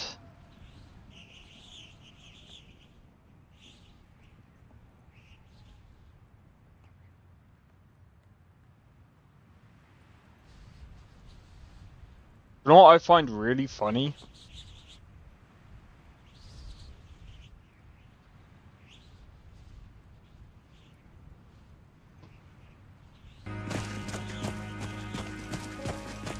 When you mod Skyrim, or when you have a look at like other people's mod lists of Skyrim, have you noticed how much like Skyrim changes?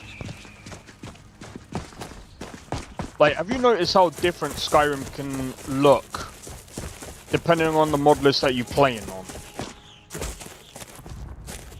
Like Nolvus, Lorim,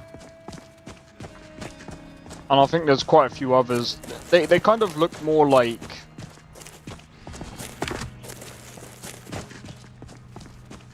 I can't say realistic, but they look like... They have their own style, right? And then you go onto some other people's live streams, and some of them have made it into like... made Skyrim into like an anime styled like... Not quite like an actual anime, but like they made it like a what's that style called? It's like a realistic anime, kind of like Final Fantasy. They made it into like Final Fantasy with a lot of jiggle physics. And like if you notice like that they can jump everywhere, they can like... They have all these... strange... They have all of these like different mechanics. And then like... There's so many different like... I think that's why I believe Skyrim is like one of their completely new game. I wouldn't even call it Skyrim. Yeah, exactly.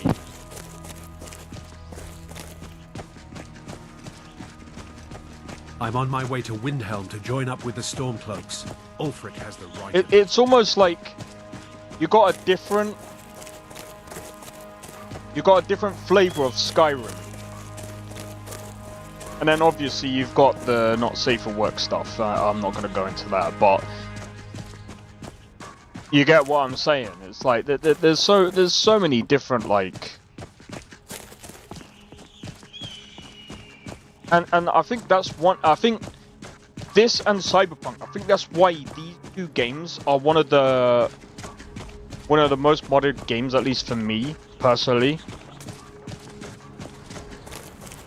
Because, like, a lot of people, like, you can go onto, like, you could go onto, like, Discord servers and stuff like that, and you can see other people's, like, characters, screenshot, bro. Maybe that's what I should do, guys. Like, we should have like screenshots of our We got characters. warm food, warm drinks, and warm beds. Ah! Oh, you frightened me, traveler. You shouldn't just greet someone unexpectedly. So my brethren used to tell me, but I feel it's warranted. I don't care if Ulfric himself bent his knee and asked me to join the cause. I'm staying inside where it's safe and warm. Was a Stormcloak. Now I'm just an ordinary shut-in, never going to leave this inn, as long as Milwaukee is willing to have me. Maybe I can marry his son, and then they'll let me stay here forever. He's nice enough. Got good hair, good teeth, and the inn will be his when Milwaukee's gone, so I wouldn't have to pay for a better room. I'm cursed. It's been with me since I was a young child. It's the only explanation for what happened at Helgen. Is the Daedric armor still on Nolvus? I believe so.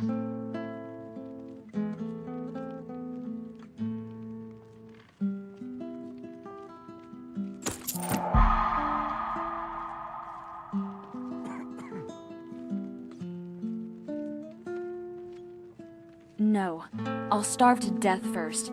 I am a daughter of Skyrim. I don't fear death. I fear fear. And spiders. But everyone's afraid of crawlies.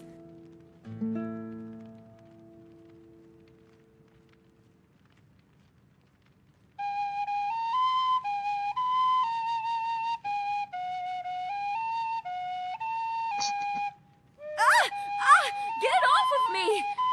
Wait, I don't feel anything. That's a mean trick. Oh, lots of things, although they usually happen at night. And when I'm alone. But I can't take that chance of them happening when others are around. I'd go out and help Redlith pick out cabbage heads. Only they wouldn't be cabbage heads. They'd be the heads of little children. Then maybe Ragnar will ride by, still making the journey to Whiterun as the Headless Phantom. Or maybe I'd visit Rorik's manor, and that bear he has mounted on his wall will come alive and reach down and bite him, right while he's cooking. Even here there are times I feel like my presence is a danger. Sometimes when I look up at the animals mounted above Milwaukee, I see the eyes move, as if someone were looking at me from behind them.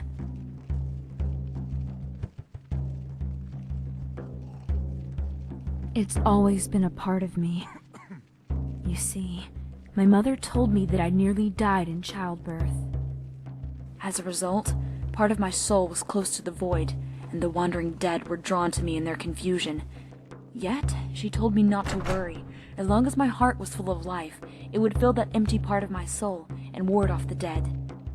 Her advice was unnecessary, as a child's spirit is as stout as Shore's bones. It wasn't until I was a girl of 12, my heart broken by a boy I loved, that at first I yearned for death.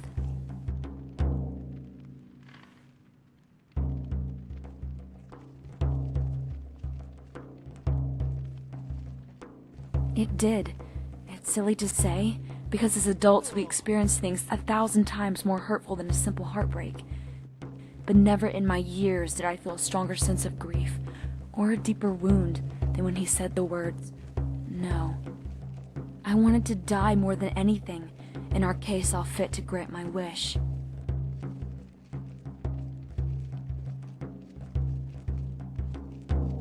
Okay.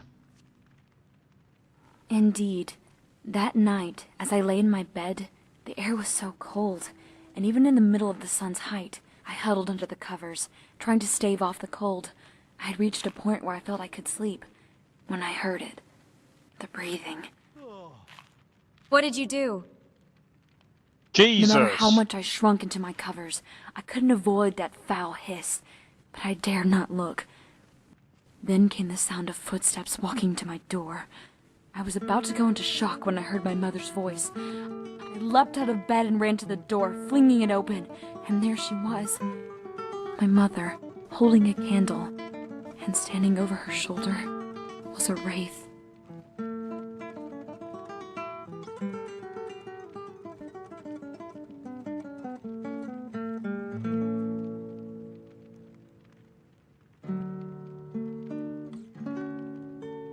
I suppose it was floating. I never bothered to look at its feet. I just closed my eyes and prayed. I asked Arcade not to take our souls and to fill my body with life.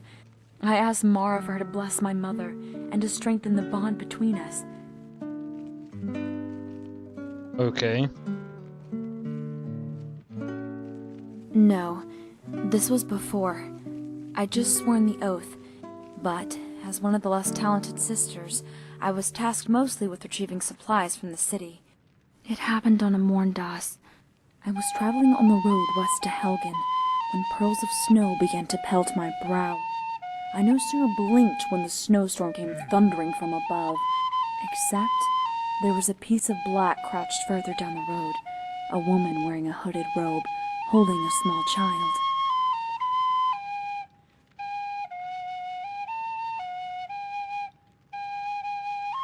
Indeed, I swore an oath to Ulfric Stormcloak, my brothers and sisters, but my oath to the gods came before this menial task.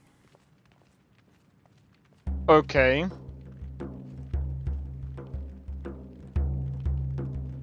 I called out to her. I was relieved when she stood up, but the relief was short-lived. She scurried off into the forest. It was no place for a child. The sun was dimming, and in the winter, the night is as fast as it is long. The air was cold, but not the kind of cold that pimples your skin. No, this cold was raw enough that you could feel it pass through your teeth, even when your mouth was closed.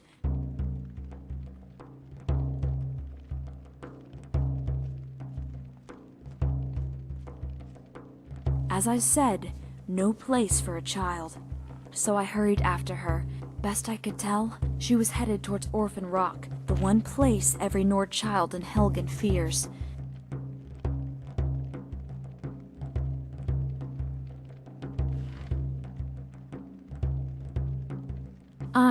A Hagraven's nest, but it isn't Hagravens that made this story.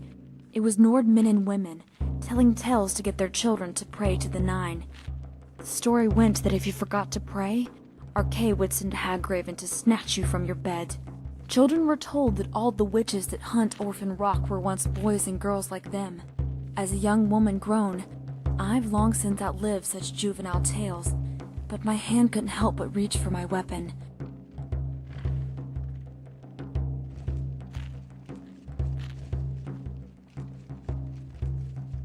Darkness set in. I bit my lip, trying to keep my focus on the woman and the child. I followed their tracks through the narrow passageway formed by the rock, but when I came out on the other side, the trail had vanished. I found myself standing in a plot of fallow dirt, empty save a rock marker. I called out again to the woman, but there came no answer. Then I called out once more, and then came a reply. It was a knock, like knuckles rapping against a door. And with each knock, the noise grew louder. No, not louder, closer. I swiveled around, and in my panic I dropped my mace. It wasn't until I'd reached for it that I saw it. So what? The snow jumping off the dirt, as if the knocking wasn't coming from behind me, but beneath. Higher and higher, until it was right under my feet. And that's when the clouds shifted, and the moonlight lit the marker in front of me. It wasn't a rock marker. It was a grave marker. What?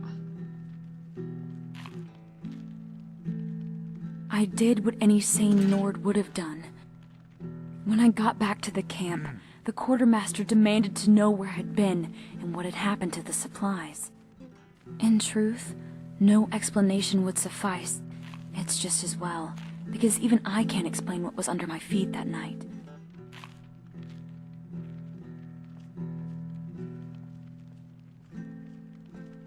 Oops. I'm not a milk drinker. If you went through what I went through, you'd be clutching both your mother's teats. No.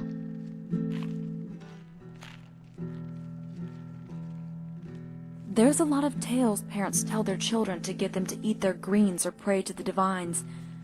One of them is the story of the Hagraven of Orphan Rock. They used to say if you didn't pray to the Nine, Arcade would send the old hag Oh yeah, to we've kidnap already you in spoke your that. sleep. Farewell.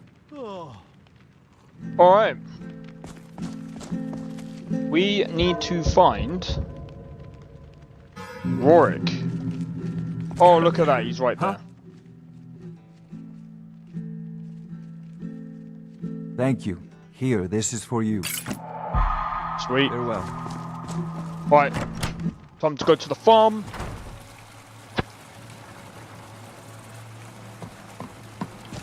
Interesting story.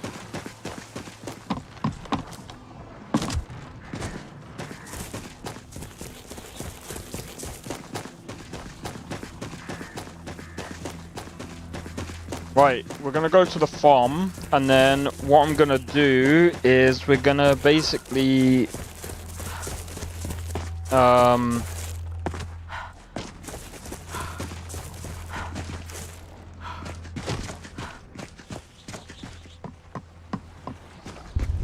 we're gonna hopefully make the weapons better.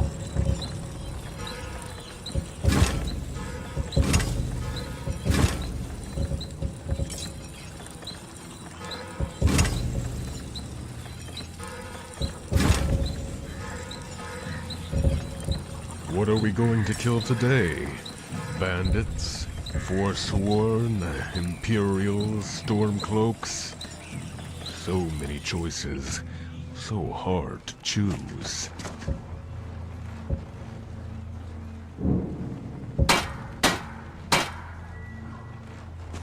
Oh yeah, I don't even need that, do I?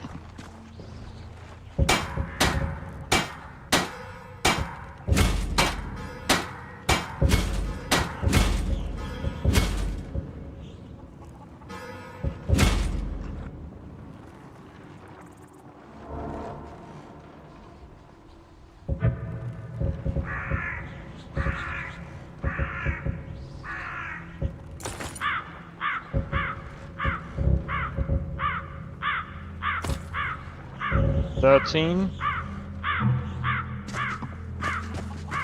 All right. Oh my god. Right then. Right, this is what we're gonna do, guys. Because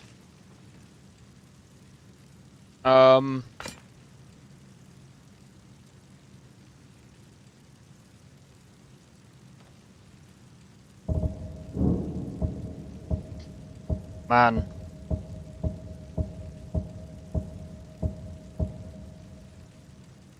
Oh yeah, I just remembered the 15th is I on wanted to give you Wednesday. this, a token of my appreciation.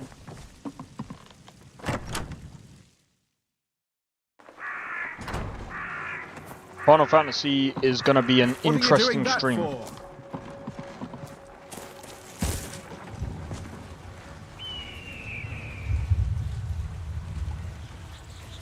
Good to see you.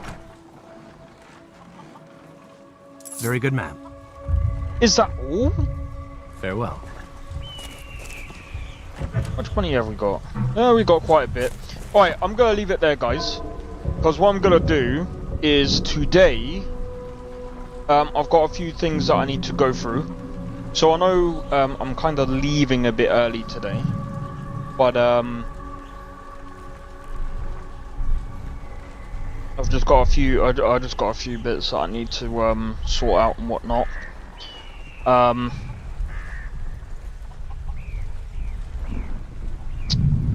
Because next week, let me have a look.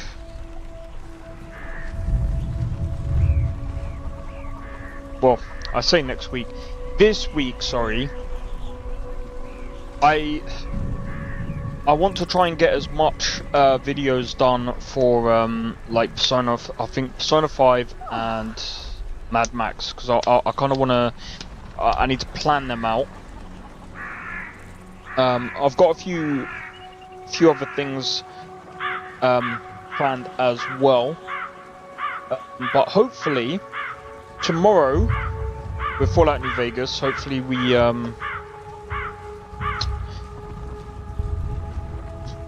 Hopefully we get quite far, but tomorrow might be the last I'm hungry. Fallout New Vegas before Maybe today I'll try I take a something break new, from that game. For at like least a little bit vegetable anyway. or something. But we'll see. Buried But anyway, under an hopefully, if you guys... hopefully... Wait, that doesn't even make sense. But if you guys enjoyed this stream, be sure to hit the like, consider subscribing if you're new, and feel free to join the Discord. Discord link is down in the description below. And feel free to hit the notification bell. That will let you know when I next go live. And it will let you know when I next upload a video. And feel free to subscribe if you're new. If I haven't said that already. Feel free to follow me on Twitch as well, if you haven't already. But yeah, hopefully guys, I'll see you guys in tomorrow's stream. Hopefully we got some good news. But we'll see how things go.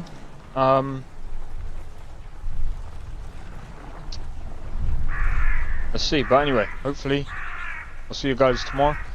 Take it easy and peace out. See you guys in the next one. I don't think so. No offense, of course. I'm just not up for it. Sorry. Oh, good. The finest skooma? Oh, a snitch, huh? Won't have you running any guards now, can I?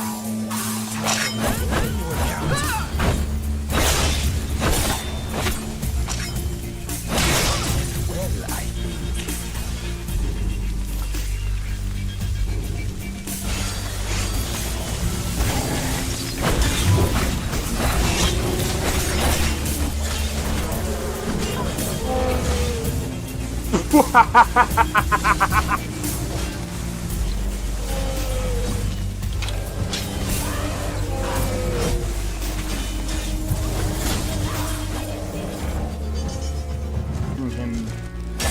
For my work. Whoa, you're getting wrecked.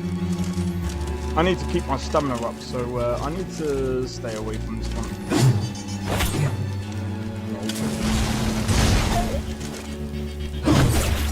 No! Everyone! Teleport everyone! Help!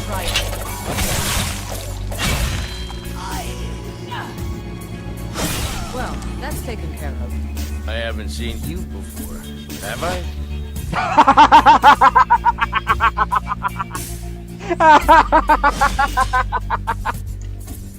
Oh, that's so funny, dude. You picked a bad time to get lost, friend.